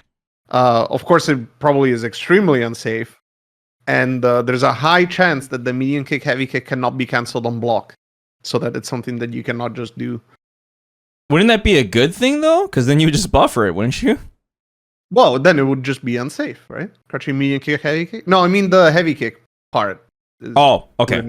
That attack wouldn't be. That makes more sense. Okay, gotcha. I'm with you. Okay. Is this low forward 7 frames or 8 frames? It's I 8 don't know. frames. It's 8 frames. But it Counting seems to frames have in a trailer. That's illegal. No, that's taboo, bro. That's No, That's a rookie the mistake, Haps. The information is coming from people on the ground testing Okay, the then I don't character. Dude, trust then I trusted even less now. Now you Yeah. totally lost me. Oh, now that it's mentioned on Twitter, all of a sudden, okay, now it's 100% confirmed on phone camera footage. Yeah, Oh man. that's But funny. yeah, no. It could be 8 frames. I mean, I'm willing to believe it. And most crouching medium kicks are 8 frames in Yeah, I was Street just Fighter joking. Anyways, I don't. We'll see. Dude, once again, I want to point out that like normally in these games, there's no mediums. It's just A, B, C, D, right? Just punch, kick, and then heavy punch, heavy kick. So it's once again really cool to see the mediums for Terry and what they chose and how they did it. And yeah, like you said, Mir, I'm really curious on what will justify doing this target combo, Mir, aside from just drive rush canceling, right? Besides the obvious meter usage. Well, it's higher damage, right? The crouching medium kick, I would assume, does add a little bit of scaling, but the target combo would it pops them up, right? You Mhm. see how it doesn't keep them grounded, so he's able to combo into the crack shoot. Yeah. Yeah. So that's unique, right? Because normally they would be standing on the ground, and some attacks wouldn't be able to combo as intended. If he combos into his burn knuckle, I assume it had more corner carry and damage. Maybe you go into the crack shoot for Oki. Maybe I'm just trying to. I'm still thinking about that Maybe- burn knuckle. In Maybe the they're too corner, I would high. assume you can pick up something here. Like, Yeah. this looks like totally like you can do a DP afterwards. The crack shoot's hitting only twice here instead of 3 times. Yeah, it could be a lower Juggle state? strength version. Mm. Yeah, not like a Or lower the strength light kick version? Also, Okay. like you're a little bit further away, so maybe the first hit just doesn't connect. Mm-hmm. Yeah, I'm not say disappointed, but I really thought his low forward would not be cancelable. So I was really thinking about like the applications of that last night. But now that I know it's cancelable, I was like, oh, okay. So because I was thinking like like once again Luke's crouching medium kick, even though that is cancelable, they made a one hit confirmable target combo. I like the one hit confirmable target combos that they're adding to the game. So. But to go, if it is a one-hit confirmable target combo, then if it is straight up goes into a special, that's a massive power creep. Yeah, I don't think that's what it's for personally. I just think it's just a different sort of launcher, right? Like you can combo into this, and it gives you a juggle state that you can exploit for a combo. I think that's what they intended. What you're mentioning is exactly what I was thinking, because Luke, when he does his low forward target combo, he can't go in the special. That's why you almost never see anyone use it. But if Terry had that, I was like thinking, oh, okay, that totally justifies the reason why he can't cancel it into a drive rush, right? But no, it's just it's just another move that they took, and yeah, it's sick. Anything you want to add, Has? Yeah, I was wondering, what do you guys think about the range? I'm trying to gauge it compared to On the low other forward? characters. Yeah, on the low forward. It seems pretty standard to me, not too stubby, not too crazy. Yeah, He doesn't move far at all. Like he actually kind of goes back a little when he does this crouching medium kick. So it might be kind of short. Yeah, it might be. See, like he's sort of just sitting there. I mean, it's probably all right though, because he's not a short character. Mm-hmm. He's not tallest either, and I'm sure it'll be serviceable. Especially a cancelable crouching medium kick. Yeah. That would be too crazy. It would be days. interesting though if it was stubby, because then he's got his 2-hit close fierce, his low forward. So then he would be like in his neutral, he'd be throwing out a lot of standing light kicks and standing medium kicks with the normals that we've seen so far, right? Yeah, especially for sure, standing medium kick looks like his neutral button. Yeah, and now that we've seen his heavy kick, by the way, his heavy kick, now that I think about it, it kind of gave me those Cody vibes of that forward heavy kick. Yeah. And because like before Terry's heavy kick, didn't he like jump, like he jumped forward with both his legs extended outwards, Yeah. For his heavy kick. But he's kind of off the ground a little bit when he did it. Interesting. Okay. Well, boom, here it is. That's the round wave, right? Yeah. Round wave. Okay, He finally. says power wave, by the way, which is interesting.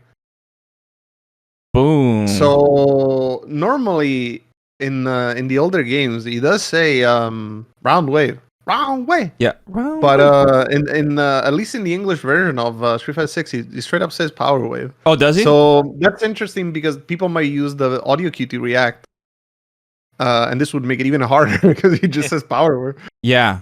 So, like we mentioned before, his core circle forward punch is two different fireballs.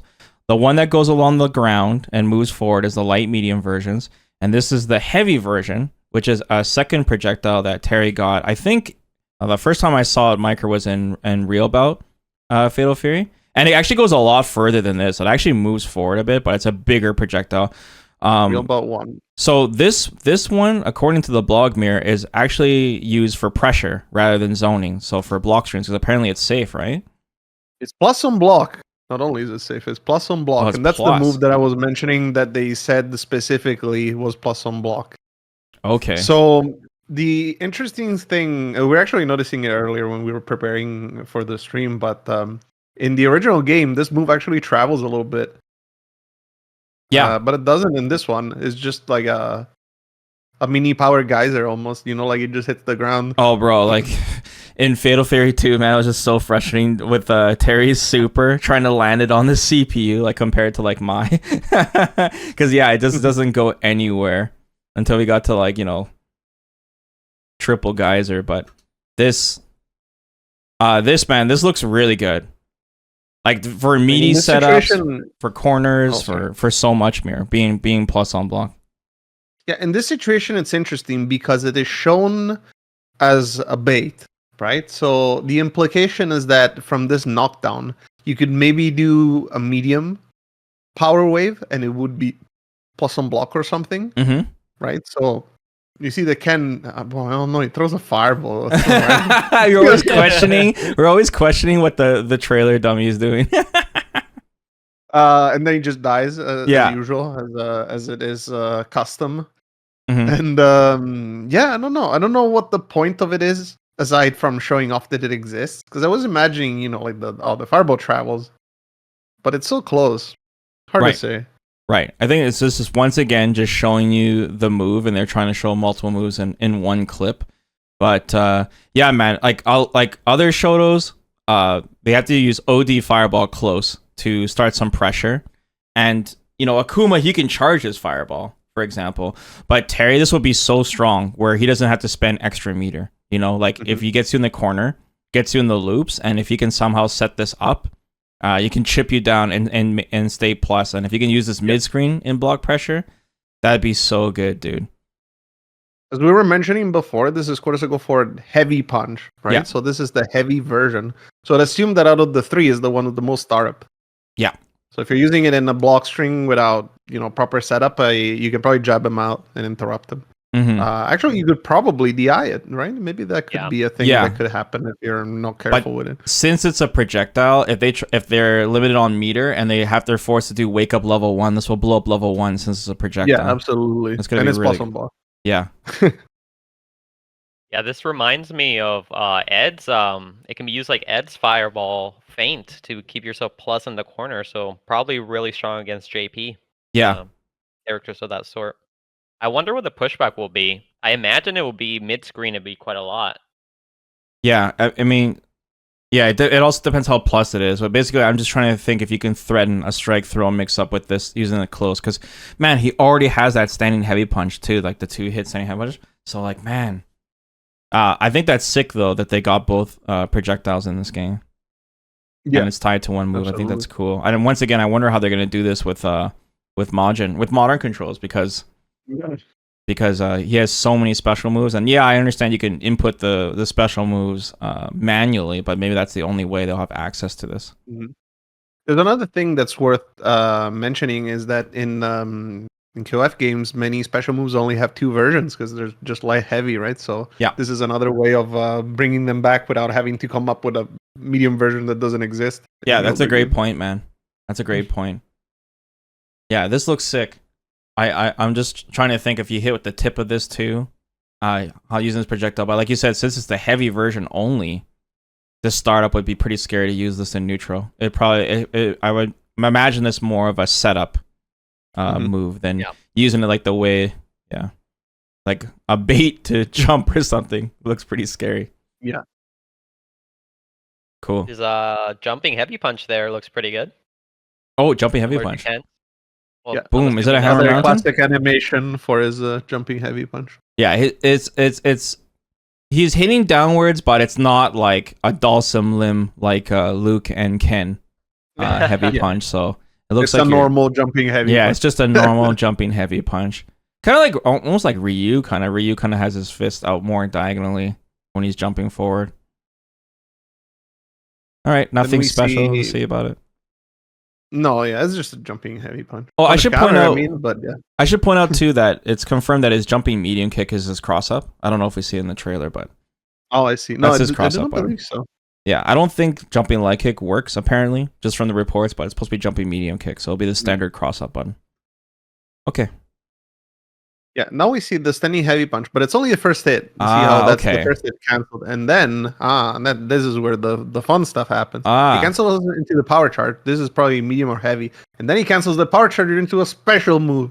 So this cheater right here is able to Ooh. use Yeah, special into yeah. special. Yeah. This is breaking the rules, Terry. Okay, you haven't done your homework on Street Fighter. You're not allowed to be able to do this. What is going on here? But this is actually pretty sick because it's kind of like a low-key way to show a little bit of the SNK mechanics, like a little bit of the tiny hint of the max mode, showing the power charge and the special. That's super sick. Mir, you mentioned the first hit of the standing heavy punch might stun more. So you think maybe if he did 2 hits, this wouldn't have comboed? That's what I would guess. Because later on we see a combo with 2 hits, second hit being canceled. Which but it version goes of the into a power charge different is this? move. Heavy? I don't It know, looks medium or pretty heavy. slow. I would assume it's probably It knocks Ken really high up. So So- it gives them time to set up the fireball here. Yeah, so we see it again, right? Another use for it. And Yeah, that's the round wave. That's yeah, the heavy version. the heavy version. And another thing too is like, look how meaty it hits, Mir. Like, look at the active frames on this. Yeah. You see how active that is? Like, bro, I would imagine if he would have certain setups where if he does a super meaty, I'm thinking like +10, like in front of your face. If it probably more than that, right? I mean, Okay, Ed plus can 20. do, like +20 or something. All right, let's take it up a notch. +20, like that. This naturally would be, +2. So I mean, yeah, you'll be able to go into it again. This looks very cool. I actually then missed this cancels here. watching with my live reaction. I missed this special cancel into the special. That's cool that they have it. or should say this is not a cancel. It's a link. It's a juggle. Right. But yeah, it does special into special. That is a cancel, and then here he goes for the level 2 juggle. Man, it looks like once again he could be able to go into burn knuckle since Ken is knocked up so damn high here. Might be good corner carry as well. Maybe. Assuming that Power Geyser is not the slowest move, though. Mm-hmm. You have to say in some 10 frames. Burn knuckle is quite slow. But I guess you could also omit the fireball too and just go straight into burn knuckle. Maybe, yeah. If unless this is a specific cancel into only some of his special moves, we'll have to see when the character finally drops. Yeah. Another thing I should point out, dude, is that this is just completely meterless.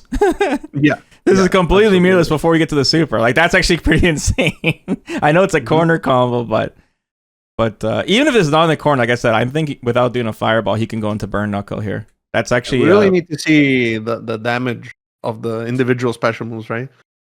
right. Still.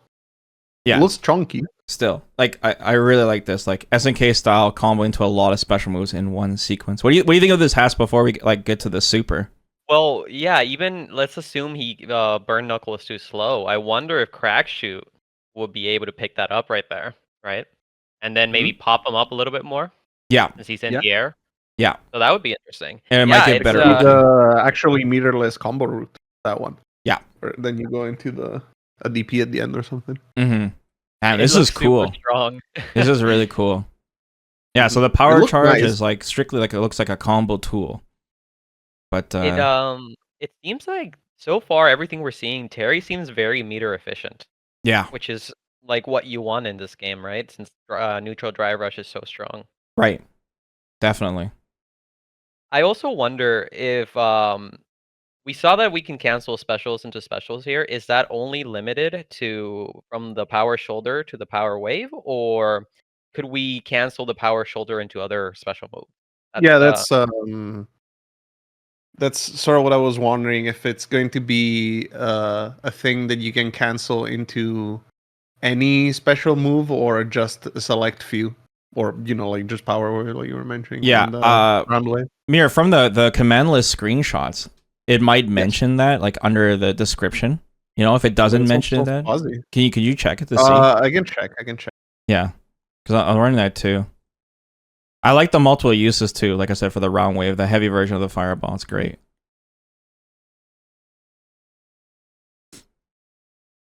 Meter Fisher, because he's gonna use his meter for redacted. Yep. Oh, you know it. You know it. We're definitely gonna bring that up.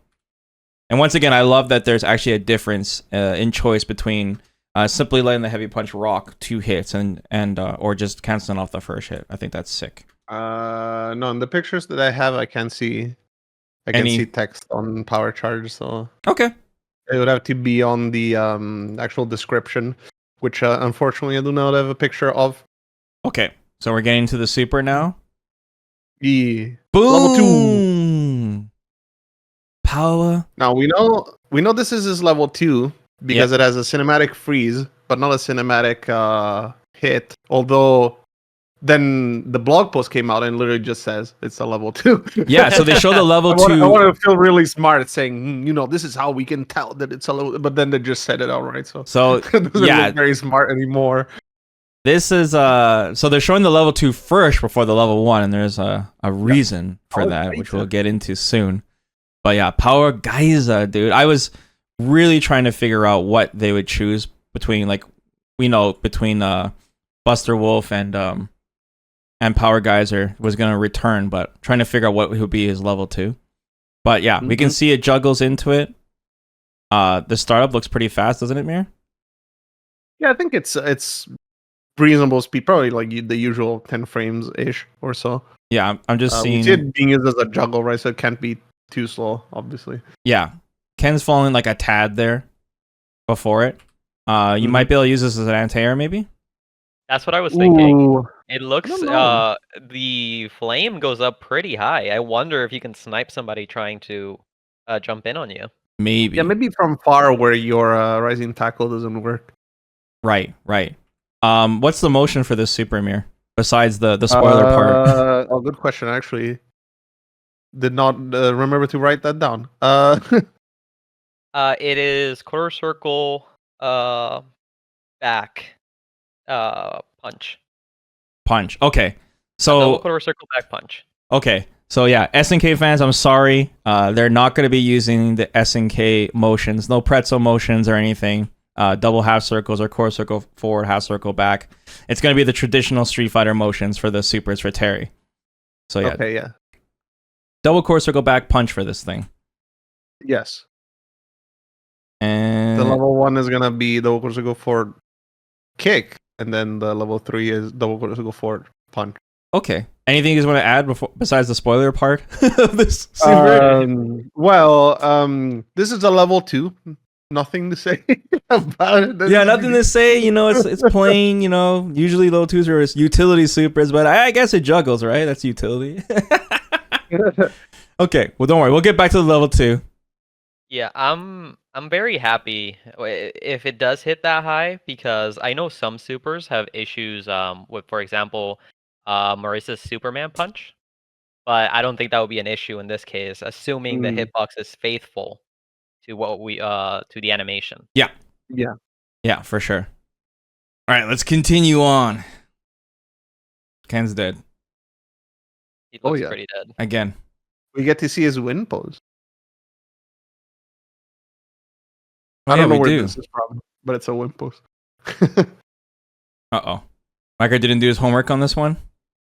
Well, I did ask him for normals and specials only. Oh, so okay. technically, he got out of this one, but I don't know where it's from. He's offering his hand to poor dead Ken. Oh, that's cool. That's cool. Here's a nice guy. Spoilers. Yeah, that was spoilers. Oh, this is sick too. All right. Why is Ken in this trailer, guys? Come on, explain me. So this is obviously his costume coming to City of the Wolves, the old school. And I was wondering what they're gonna use for Terry's second costume. This is most people guess this one, Yeah. so they're playing it safe. And it's a unique intro compared to the other one. No hat, but he has the jacket. Yeah, So he this is actually has sick. a character with 2 different intros.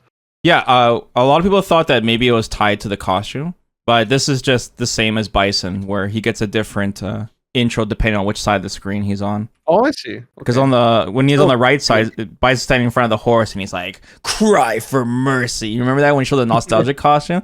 So sick, dude. You want to be on the second side for when you play Bison, guys, and on the first side, it's different. So that's cool. Oh, the jacket looks so sick. Yeah, Very it looks really wild. nice. Looks really nice. Okay, whoa. What's going on here? So, Ken's had enough, and now it's time for Luke. No, not Luke. Poor Luke. Yeah, that was kind of what I was mentioning before we were beating up on Ken. And to be fair, it would have been kind of awkward to have Ken on screen, especially if he had his default costume. But so now they're beating up on Luke. And by the way, see too, like they mentioned, Terry normals. is visiting an old friend that he hasn't seen in 20 years, and they showed like a little preview screenshot of Ken and Terry. So that'd be cool if it's Ken. But we see Luke doing a little forward, or just recovering from it, actually. Yeah, it's recovering from crushing medium kick. No whiffing in here. Bonk. Bam. That hits the extended hurt box you see by the position of the spark as well. Yeah. But Stay Medium Punch, I mean, it did look like it had good range, so for whiff punishment, it definitely seems like it would be. Dude, it looks exactly like a heavy punch, but it's yeah, not. it looks amazing. Well, actually, Ken used to have a medium punch like this, Street Fighter 5. That's true, he did. Yeah, that's a good point. Okay. Okay, by the way, I just want to point out that I watched this trailer like 3-4 times in a row, and the chat was yelling at me that I did not notice he went into the background. Hard to miss, I would say, but holy moly! I mean, it is pretty fast and smooth in the trailer, but damn, dude, there's so much to talk about here. Yeah. So first of all, well, let me just mention the reason why he's going into the background here. I'll mention that first. So, in one thing unique to the Fatal Fury series is that there's different axes, even though it's a 2D fighter, and it's pretty cool. Where different planes, and at first you couldn't have access to it. You only can knock the opponent into it, like at the beginning, but then soon you were able to have access to it, and you have special moves that go from the background back into the main lane, or you can actually go into the foreground. And some of the stages were 2 lanes, and some of the stages where the second lane was like a hazard, like you knock someone into like electric ropes, for example.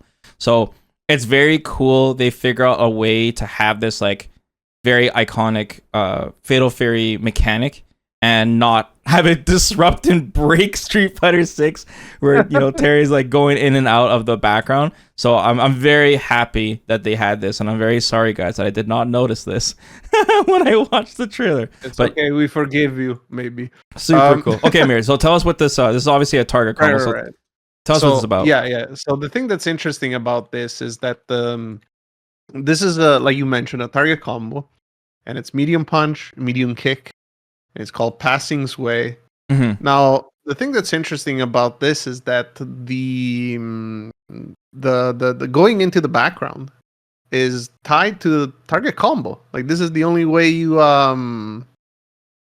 can do it. Like, it's not a thing that he has from this specific target combo. Is the only way. He has 2 follow-ups. Okay. Jumping lariat, medium punch, and that's what he's doing, I'm pretty sure. Okay.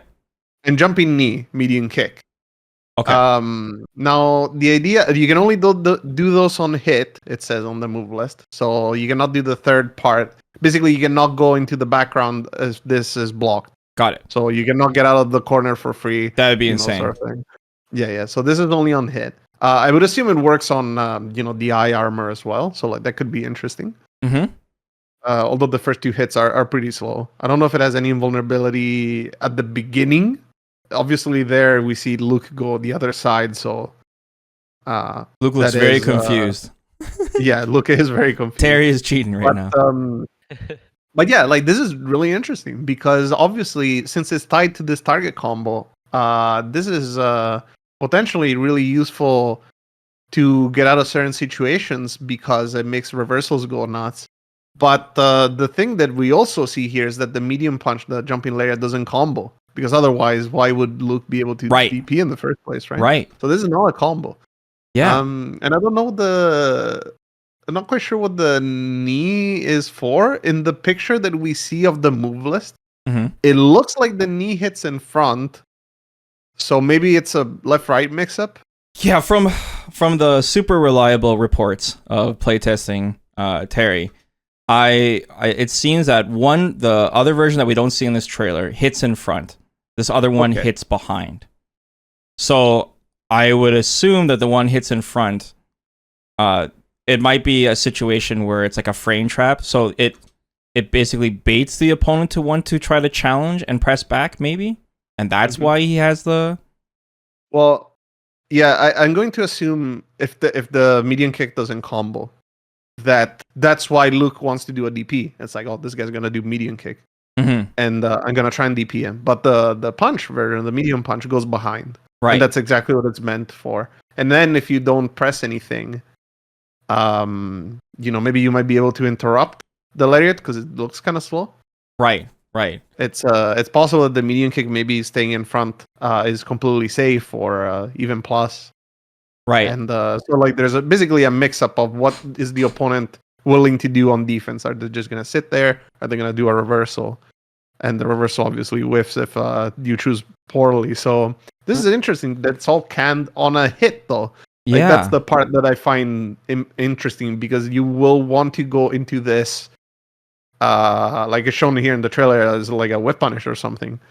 Yeah, and like you said, the last part where he does the knee or he goes in the background, that is another input you can press. So maybe there's a use for stopping it right here too, since we see Luke tumbling. Maybe like I'm just trying to think of it like for example, Bison's overhead target combo. You can check Bison before he hits the overhead, but his low hit will frame trap you. So maybe it's going to be something like that. The application of just this alone here, besides the fact that he's like invincible as he goes into the background, like you mentioned, is the side switch itself is very strong. Like anytime you land this medium punch, which looks really good, or if you let's say you check a DI, this is like the easiest side switch in the world. Meterless, very strong. This is assuming that you're not vulnerable to throws, right? Because maybe someone who's waiting for you to get out for free, quote unquote, could potentially hit you or throw you back in, right? So you think maybe that could be part of the mix. When he's coming back into the lane here, if Luke didn't press anything, you think maybe Terry might be minus? I would imagine that you can interrupt that, like by pressing buttons or something, by having your character turn around. Maybe neutral jump. That's another thing, because like he has a little bit of a recovery there. Yeah, it looks like he's like crouching on the ground for a second there. Maybe not neutral jump because it actually doesn't take that long. But I think you can probably either press buttons on him or it's unsafe on block. One of the two.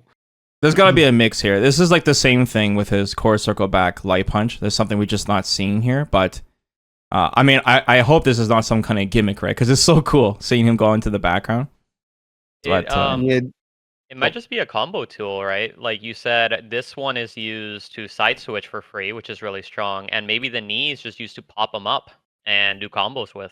Yeah. Well, assuming that it does combo, right? Because assuming that the knee otherwise, combo, right? why the DP, right? If this always whiffs and the other one just combos, there would be no reason for you to press reversal, right? Yeah. Yeah, that's true. I don't know. I don't know.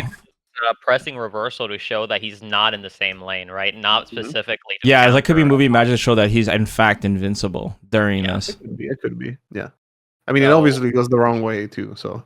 Yeah, we need more info for sure. That would be cool, Mir, if he could get away with this, like during DI, and go into the background for the DI hits. That'd be so sick. We don't know if it is invulnerable immediately, right? Or if this, or at all, and if the DP is just whiffing because he's, moving across like that. Mm-hmm. Because the first two hits are kind of slow, right? The median kick follow up is not particularly fast. So if you're doing this on a DI, you better hope that you're invulnerable immediately when you do that cancel. Right, Yeah, I don't right. even know if that's enough. Those are super slow. Oh, and I Not guess you even- mentioned where these moves are from. The medium punch, right? We were talking about it. It's basically as far heavy punch from FF2, and then the step kick is CD in Garo. Oh, okay, It's his low evasion attack in that game. cool. And actually, he has another move later. Is the eye that looks a lot like this too, just a Cool. little bit different animation. That's spoilers for me. Mm-hmm. That's sick. What do you think with the target combo itself? Like just the starting from the medium punch into this, it seems to hit quite far. Another good buffer that he can go into. Yeah, the range is good. I So think the idea is that it's the sort of thing that cannot whiff from far away.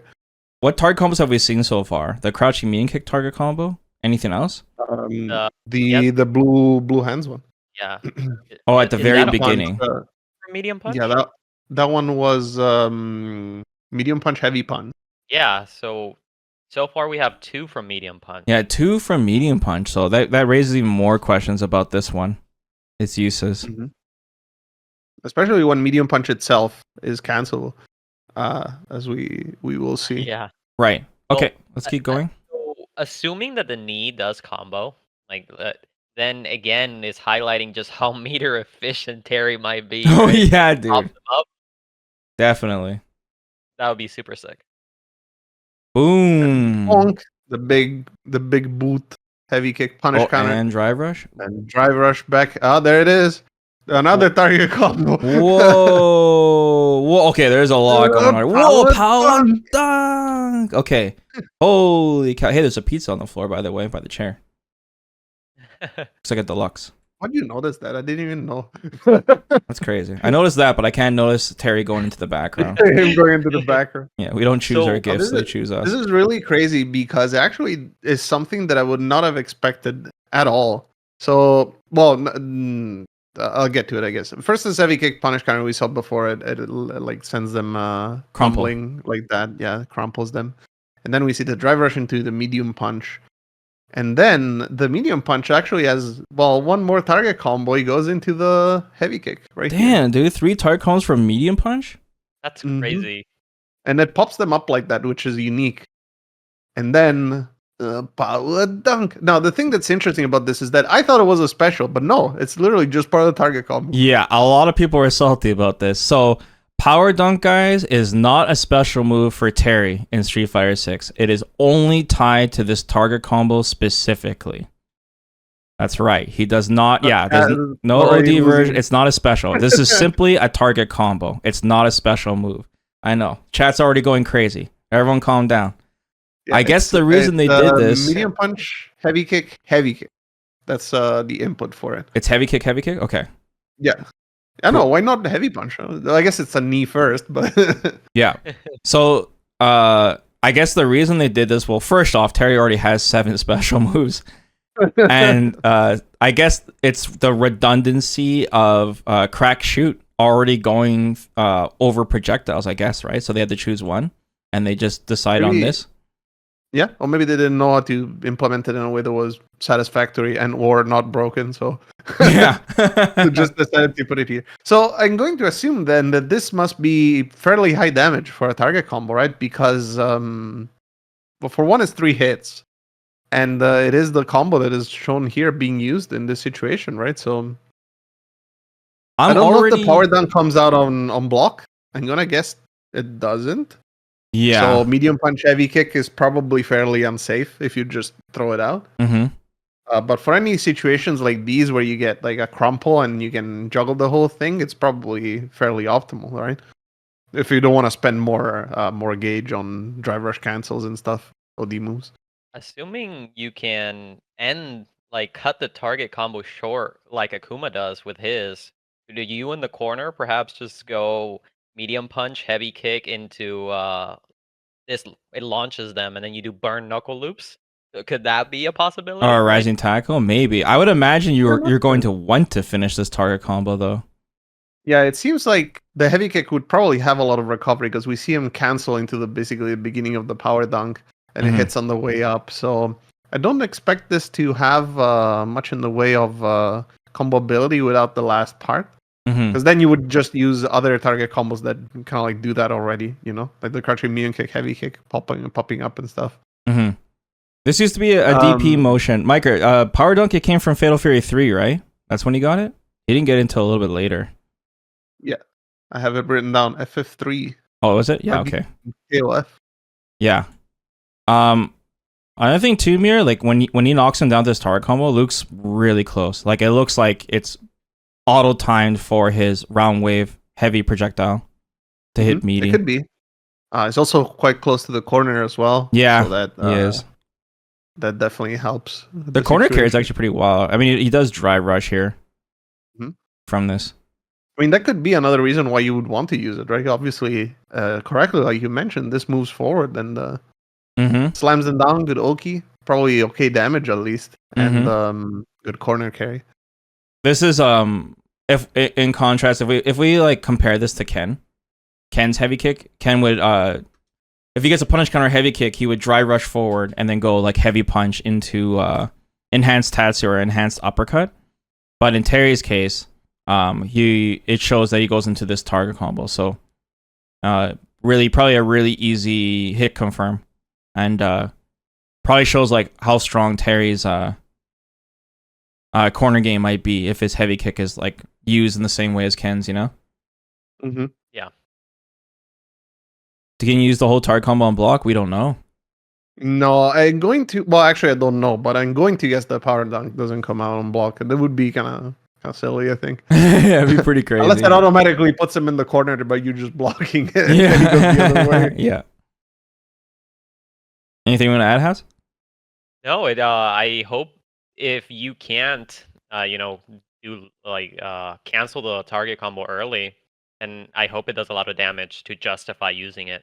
Yeah. Yeah, because otherwise, if it's unoptimal, then you're not going to see this. But I think even if it is unoptimal on damage, I think since you're so close, it's going to set up something, whether it's a strike throw mix up, or at least a meaty round wave. Looks like it. Well, actually, I just thought of this. What's up? If this whole target combo works on a DI wall splat, it could be a good thing that you could use. It does start with a drive rush, which does grant extra juggling potential, Yeah. But that could be a thing that could be used for. Right. Yeah, this is cool. I guess this is not directly related to the target combo, but we do get to see his drive rush here. And the speed of it. Not for long. We'll get to see it more later, but it doesn't look too slow. Yeah, it's really hard to tell from the trailers, though. I have such a hard time. Yeah, actually, later we do, as you mentioned, we do get to see quite a long portion of drive rush. So that gives us a much better look on how it looks like. When he does his burst of speed, he holds onto his head because his hat's supposed to be there. Yeah. Yeah. I'd like to mention another thing that I noticed earlier when I was looking at Garo. I'm glad that his run looks this way in this game, because he looks like a dork in Garo when he runs. He's Whoa! You can't say that, Mir. I can say that. Come on, he's bro. like all hunched over and looks so strange. Dude, this is our But first game, episode, man. We need to be on a strong start here. Come on. All right, let's keep going. See, even Mike agrees with me. Power dunk. Oof. Oh, There's another medium. There's the cancel. The faded cancel. Ooh. Oh my god. Okay, there's a lot going on here. It's okay, it's not over. Oh, bro. Oh my okay? god. Whoa. Are you okay? Oh my god. Okay, let's start before the super. Start from here. All right. Boom. Medium punch. Drive. That looks like a heavy punch. Medium punch looks like a heavy punch. Yeah, well, it's medium punch. Medium punch. Medium punch. Cancelable. Oof. Drive rush. Crouching medium punch, I'm going to The Ken say. crouching medium punch. This is definitely a crouching medium punch. No, crouching medium. We know crouching head punch is the anti-air, and it's too slow to be a jab. All right? Yeah. Then he goes in the low forward. Into target combo. And then before, what did he cancel this into before? In the previously? This target combo? It did cancel into crack shoot, but not the OD version. Okay. So it goes in the OD version for more juggle for another juggle It hits property. only once, but it ground bounces. Ah. Yeah, and it It's looks a lot like Dragon Lash when Ken uses in the combo sort of, right? Like Oh, it leaves yeah. you that ground bounce situation at the end. the OD version looks a lot lower to the ground, right? Yes, I think so. It also looks like it travels less. To Like be it doesn't honest. look like it goes over fireballs, the OD version. I think this is combo tool strictly. Or It's possible, yeah. Or Yeah. yeah. And like I mentioned, this move was insane in KOF 15 in season 1. It was so good. But once again, they confirmed that the normal and OD versions are not overheads. I like how that move looks. Are you okay? Are you okay? Bam! So- This is Whew. such a sick super. I like It's it. so cool, dude. The animation looks amazing in this. I like it how the looks so sick. power wave geyser thing comes from behind them. Like, how does that even work? I don't know, but it's cool. Dude, it's sick. That's all that Oh. matters is that it's sick.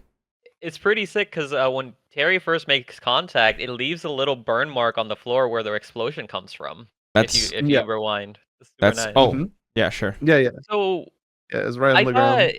in SNK games, Buster Wolf was used to punish projectiles from very far away, but in this case, it's a level 1, so I guess that's not the role it's fulfilling anymore. At least Yeah, it's- I thought this might be his level 2.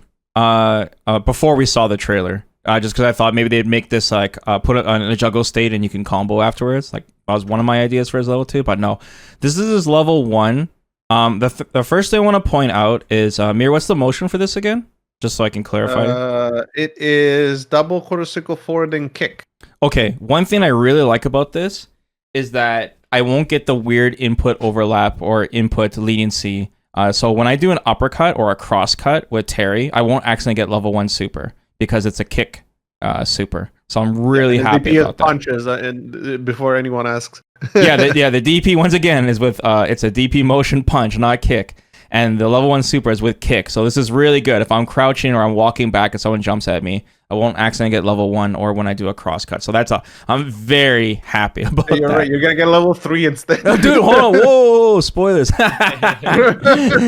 Damn, dude. So they also confirmed, just like any other most level ones, this is invincible.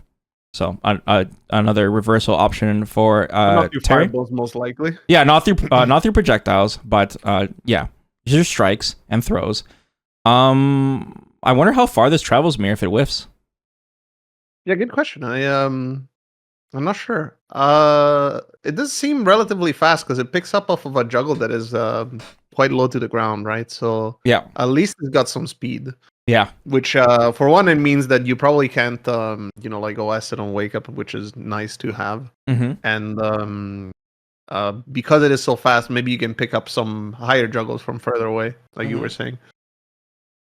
So here in this specific frame, we see that there's like a fireball type thing in the back. I wonder if you could hit it from far away, but you won't get the full animation if you just hit with the tip of that flame. Oh, that'd be scary. I mean, I these see what kind you of. mean. I think it happens when it hits, right? Oh yeah, So- maybe it happens when it hit. Well, I don't know what it looks like when it whiffs though, right? Yeah, exactly. But I think don't that's know. just that make it look really pretty. Yeah. And then show the speed. But yeah, usually these kind of supers you don't use them that way anyways. Like we have DJ's level 1 where they kind of want you to use it as a counter poke, but most of the time this will just be strictly for combos.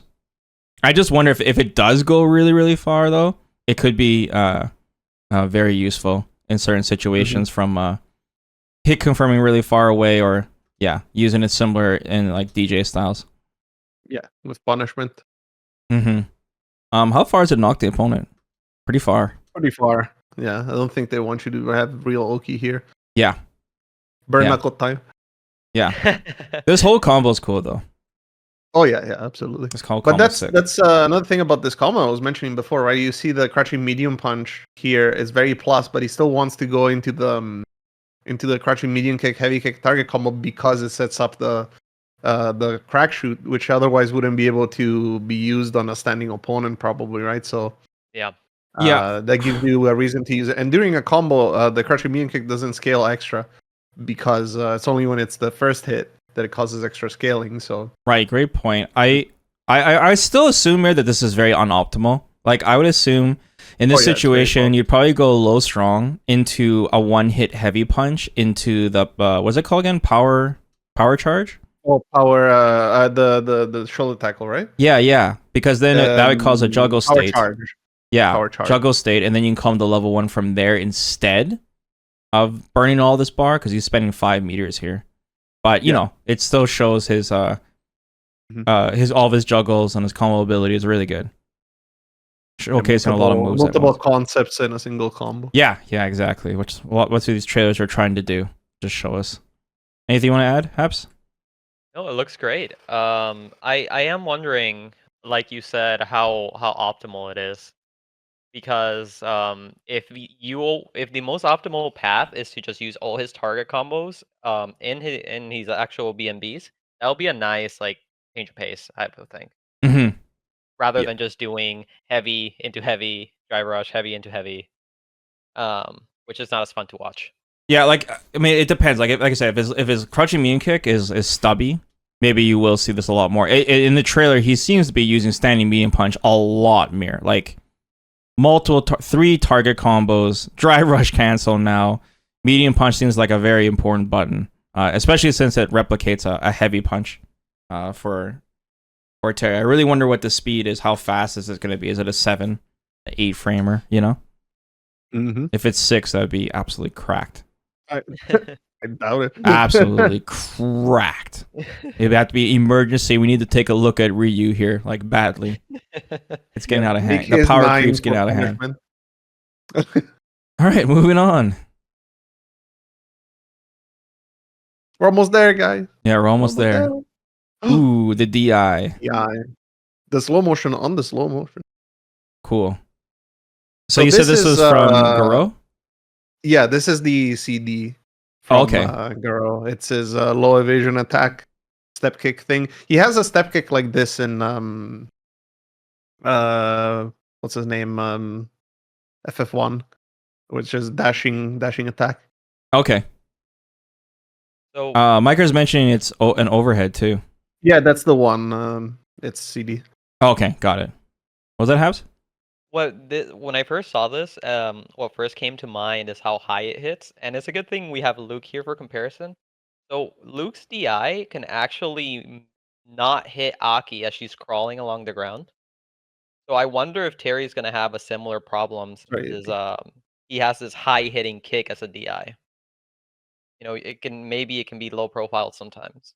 Well, actually, all the eyes can be low profiled, even though they look like they should hit the ground. Like, you know how Guile kicks you in the shins? Well, Aki goes under that just fine. So, like, all the hitboxes on the DIs are universal. I thought it was a character-specific problem. I guess not. But I'm also being corrected by Micah is telling me that it's AB DM, but not CD. Might be. Oh, yeah, because CD and Garu is the power charger. Actually, I guess that makes sense.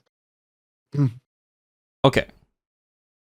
And after it hits, the go-to combo is heavy punch, 2 hits. Oh, now we see the OD version, right? Okay. Whoa. Oh, bro, I cannot wait till we start talking about that. Okay.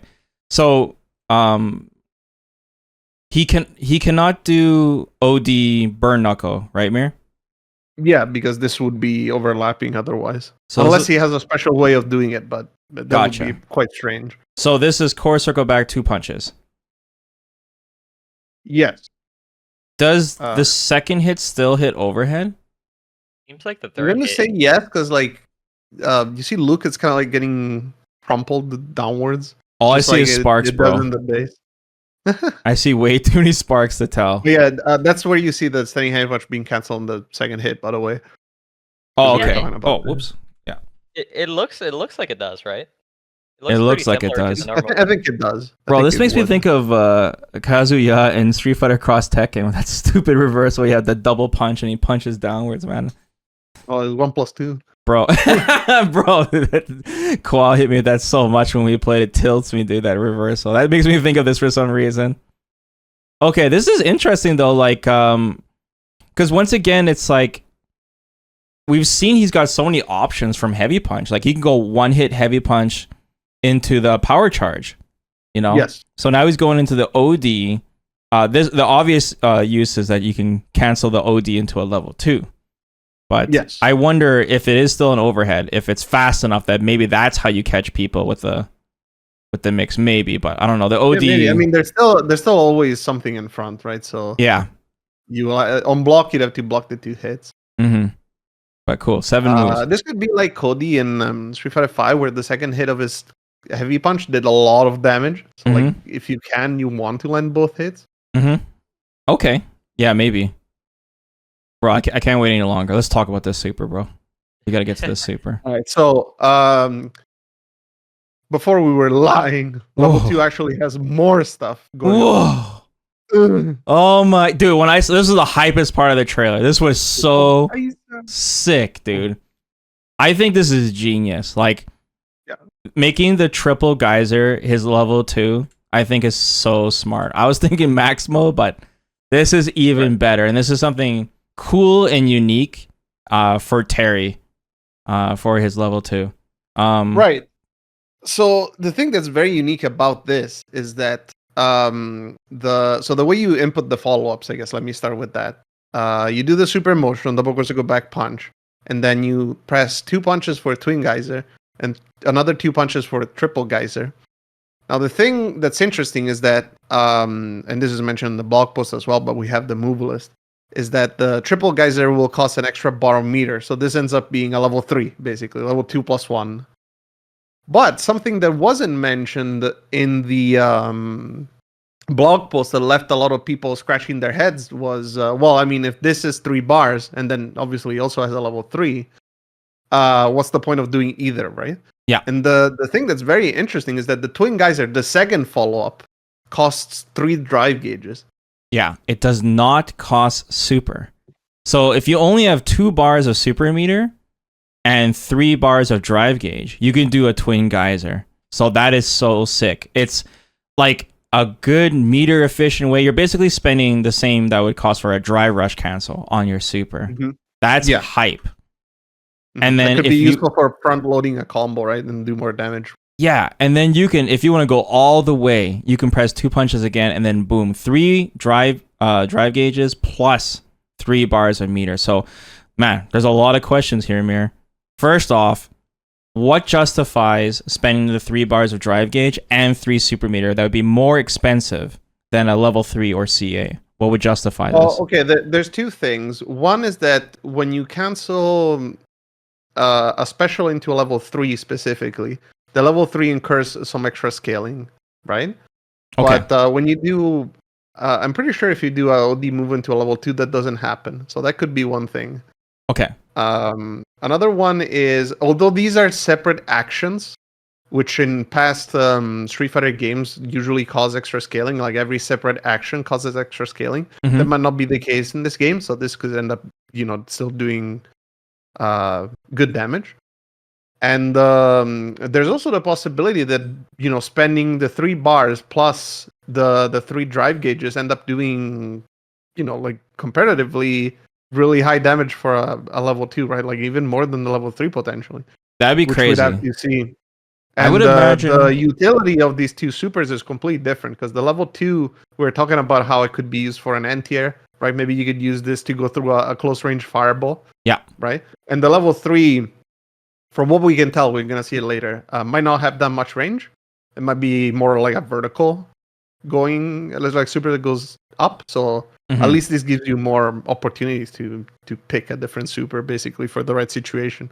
Right. I would imagine the 3 geysers is going to do more damage than a normal level 3, but not CA. Yeah. Because they justify using the extra drive meter.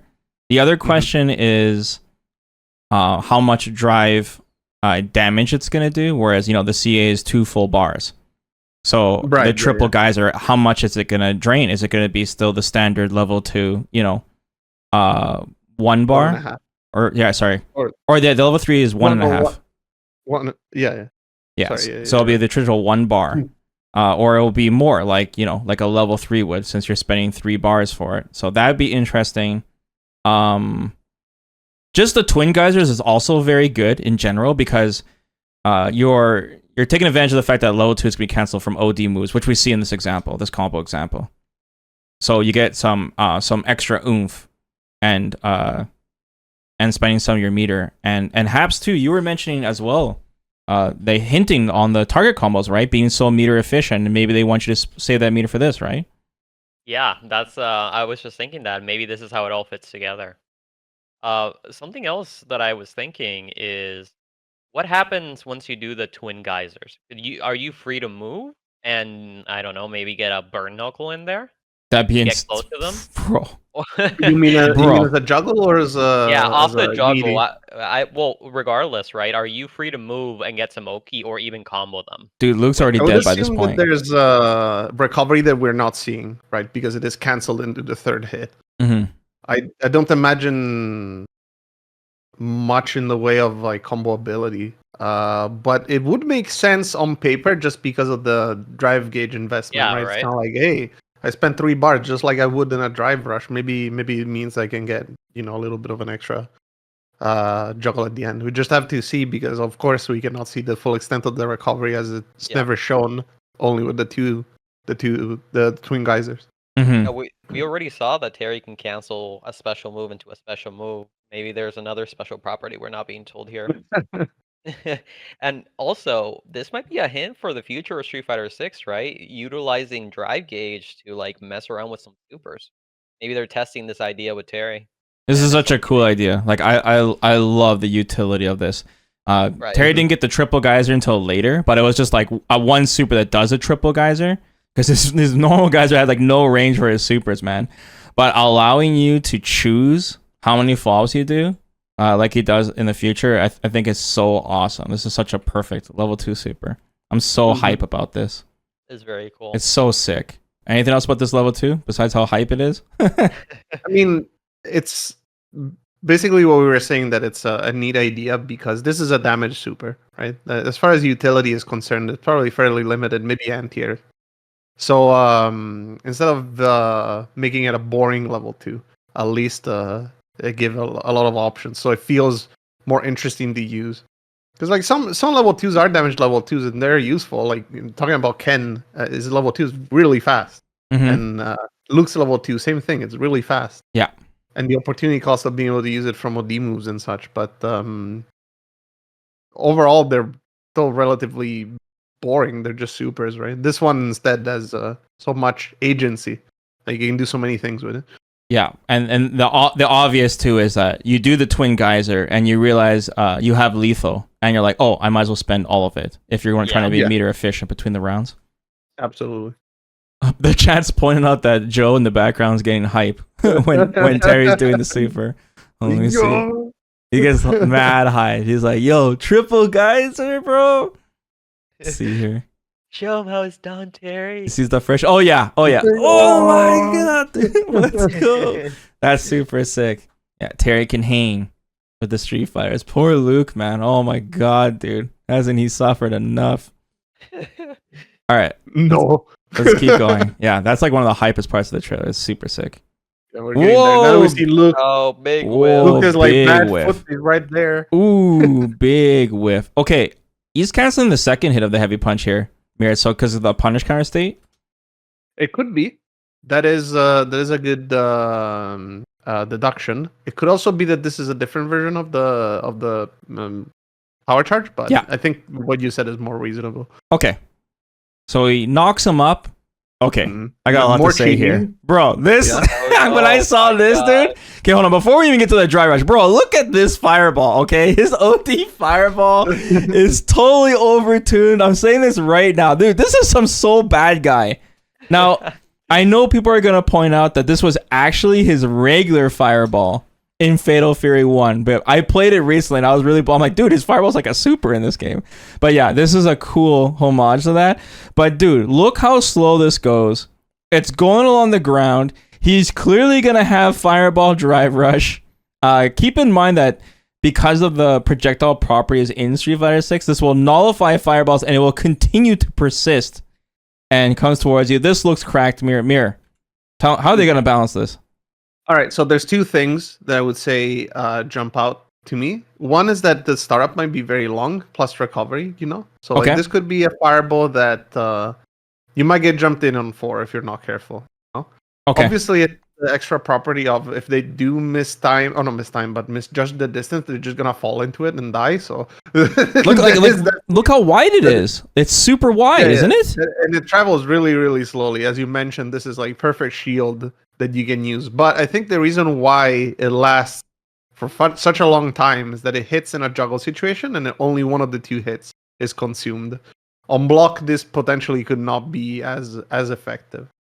And, yeah, so we got of course, one spending hit. 3 bars for this. Like that's another thing to keep in mind is doing two bars for the OD and then the drive rush behind it. So in the sense of a fireball drive rush situation, this is quite expensive.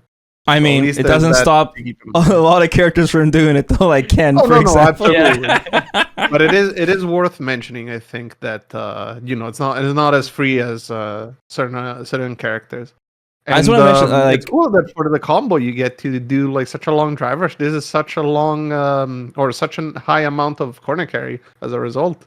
Yeah, dude, look, it's hitting twice. Like you mentioned before, it's hitting twice. He's got enough time to like do a full drive rush at Luke as he's falling. Another thing too, like because it's slow, like for example, Guile can't do like OD boom drive rush, right? Because it's like warp speed.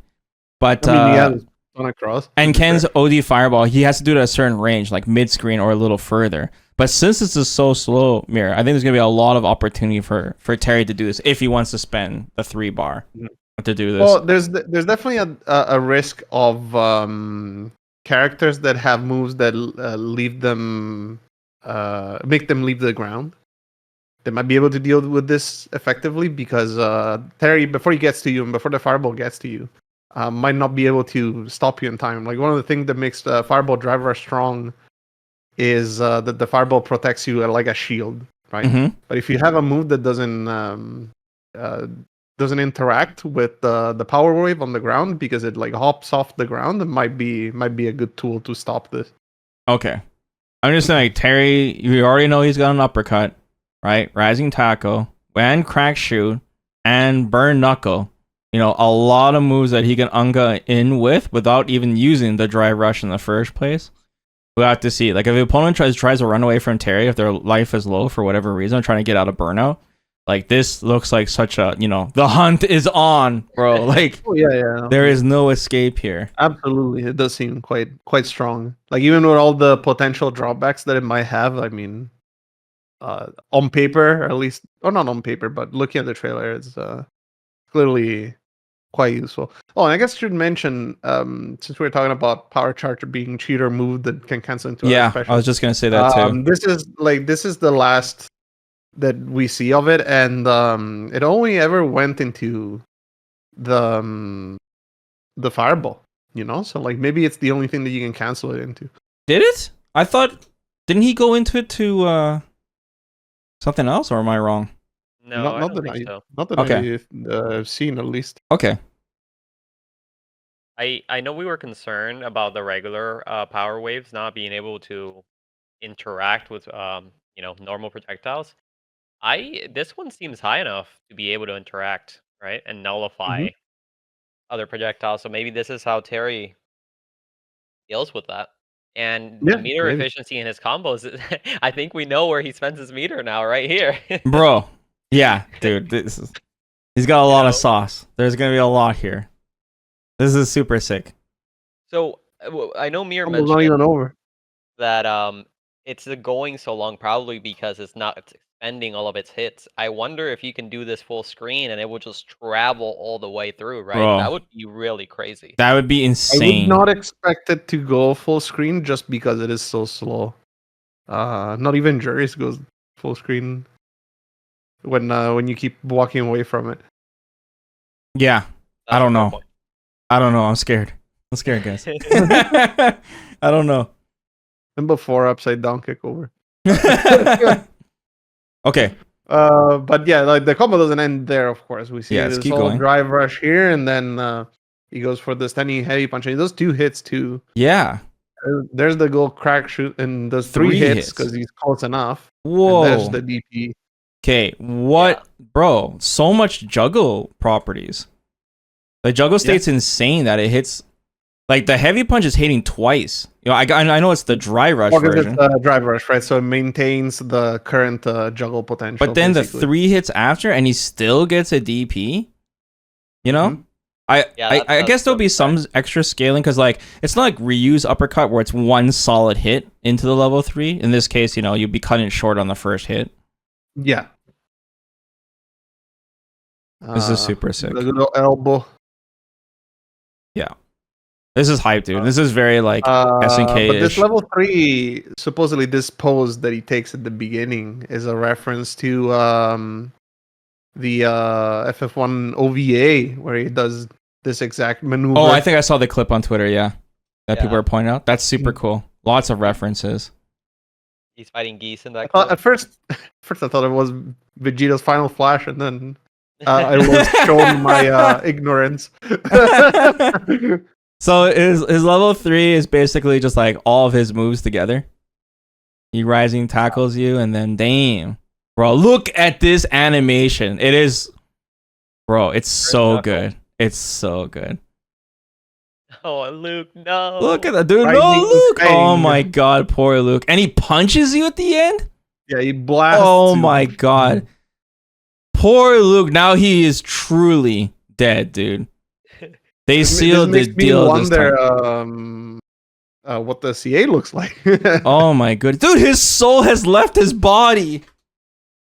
It's over, Luke, bros. It's over. Yeah. Yeah, usually they only show the normal level 3 and not the CA. But this looks great. When you look at this in slow motion, it's super hype. Oh yeah. So Very beautiful. another thing is the fact that he can go into his rising tackle from a level 3. So just doing anti-air into level 3 will be possible. Yeah. And it goes into full animation too, which is hype. What's his level 3 input, Mir? It would be double go forward and punch. Okay. So as we were mentioning before, this is what you get when you screw up your. Yeah, if you have full meter, you better spend it quick. Yeah. Man, you used to have to go into like power geyser, and you go like quarter circle back, half circle forward, bro. For like a juggle. It was you need to have some fast fingers, man. Fast hands. Yeah, SNK always had some very interesting execution. Yeah.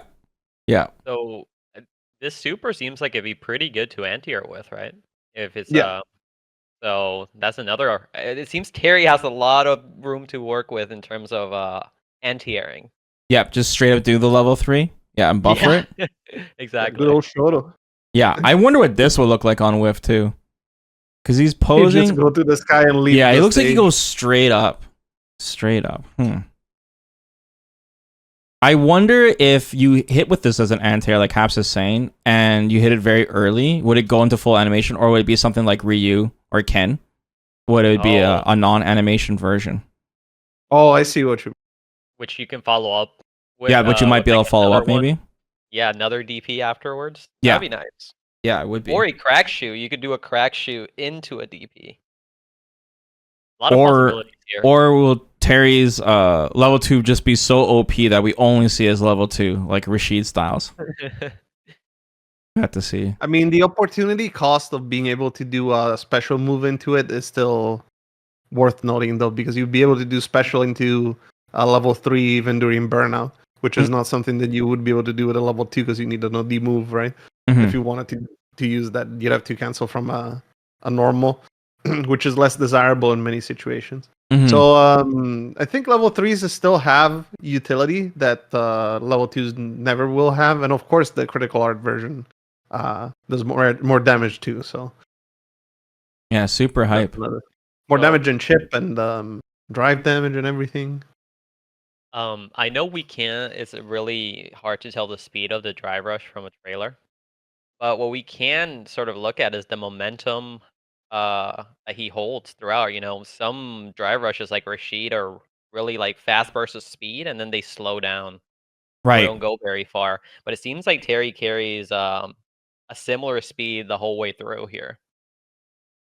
Reminds me of Reuse, honestly, fairly similar, I would say. Yeah. 'Cause it goes decently far. It's not too fast, and maintains a little bit of momentum over range. Man, I am worried. I Or am worried. excited. Well, I'm worried for Luke. He sort of filled the role of that weird non-standard Shoto, and now not only is he weaker, but we have Terry, which Terry's not a Shoto. he's filling a similar role. Oh boy. Or replacing that role. I'm the main character now, Luke. Yeah. All right, let's see his win pose. Oh, this is so. Which is very cool. Yeah. Bam! That'd be cool if that was his intro too, though.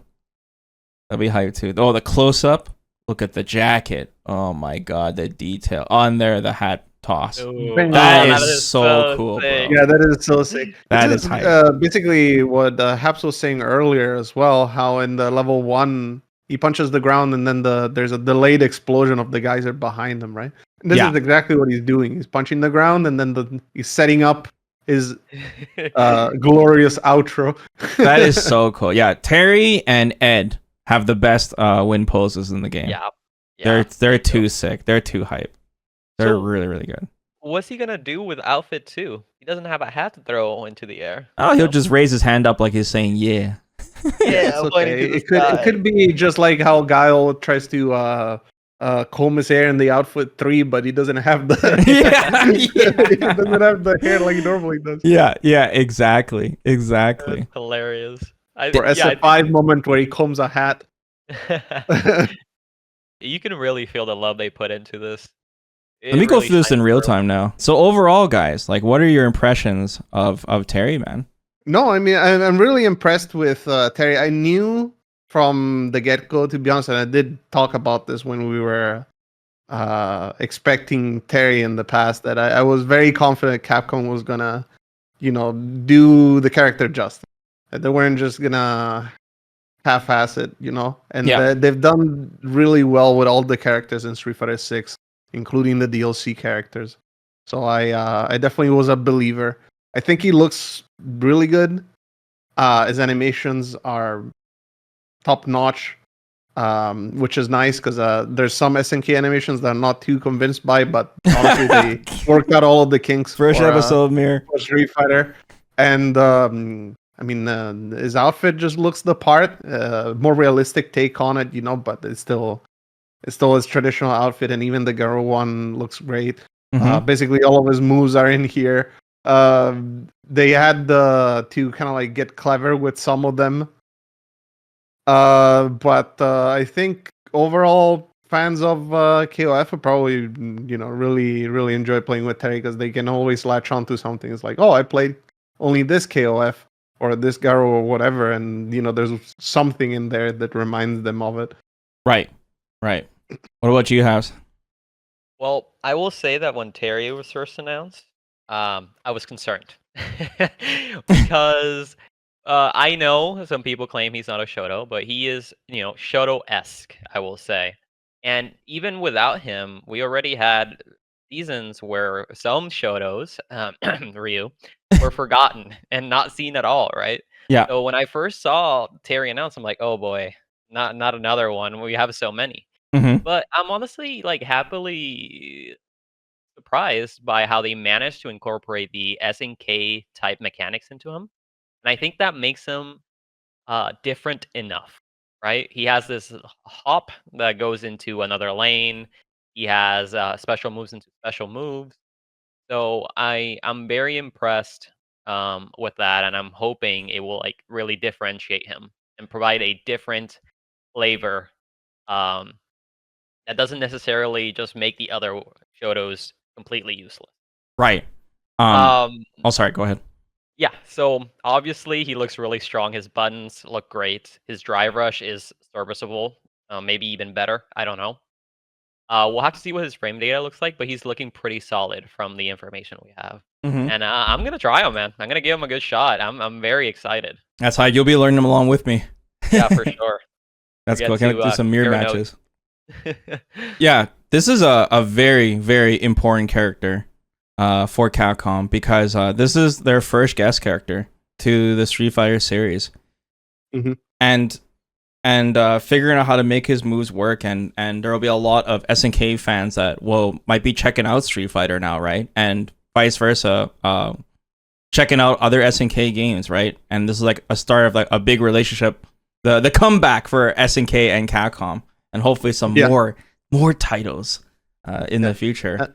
And let me tell you, to the non-believers in guest characters, I also was not the biggest fan of guest characters, but I knew that if it had to be any, it had to be KOF, or Fatal Fury, I guess. Right. So the thing is that if you guys know the original story, the original Street Fighter director, and the spin off on the SNK, and when it comes to guest characters, this is as close to Street Fighter as we're gonna get. Like it's still a fighting game character as a guest character.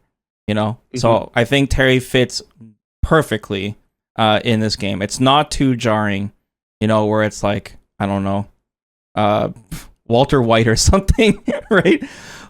In this game, it's an actual fighting game character. So I think that's super sick. In terms of the character's strength, in high level play, in looking at like the common tier list, pros gravitate towards very stable, well-rounded characters. That's why Shotos are so popular. So I can imagine Terry, if he's as strong as he looks, there's no jarring weaknesses that we can see here. We might be seeing a lot of Terry, which is cool, and which is definitely what it looks like Capcom wants. So I'm very excited, and he'll also be a very approachable character for brand new players to fighting games as well, to ease into this game because of being a well-rounded character. So that's good for us, man. Capcom's on a good track record on DLC characters, man. They're very curious how popular it'll be online as well. Yeah, I'm very, very curious, and I'm so happy for the new stage coming as well, and whatever minor balance changes that Capcom adds to with Terry, that I suspect they will add to. And bro, I can't wait. Reports impending, yeah. I can't wait for to see some Mai, because we just saw Mai's trailer for City of the Wolves, and damn, dude, I can't imagine what she would be. They knew what they were doing with that trailer. Let me put it that way. I almost flew out of my chair. I was blown away. So I cannot wait to see what they're gonna do in this game. So I am very excited. Terry will definitely keep me busy throughout the year while we wait for Mai at the beginning of next year. But yeah, I guess let's wrap this up, guys. Damn, dude. We weren't kidding when we're saying we're breaking this down. This is an awesome first episode. Thanks so much for joining me. And hopefully you guys will be seeing more of us in the future for a lot more videos. Like I said, it won't be just discussion videos. We'll be breaking down footage and talking about fun topics, and you guys can give us some great ideas too. But this is episode 1. And it won't just be Street Fighter, but it'll mostly be Street Fighter. But I don't know. We'll work out the kinks and figure it out from there. But this is a great start. Of course, let us know your thoughts on Terry if you guys are super excited for him and the future DLC characters. And we'll continue to break down more footage and keep you guys posted in the future. All right. Take it easy, everyone. Have a good night. Yeah. Take care. Thanks for joining me here in Haps. Yeah. Take care, guys. Good night.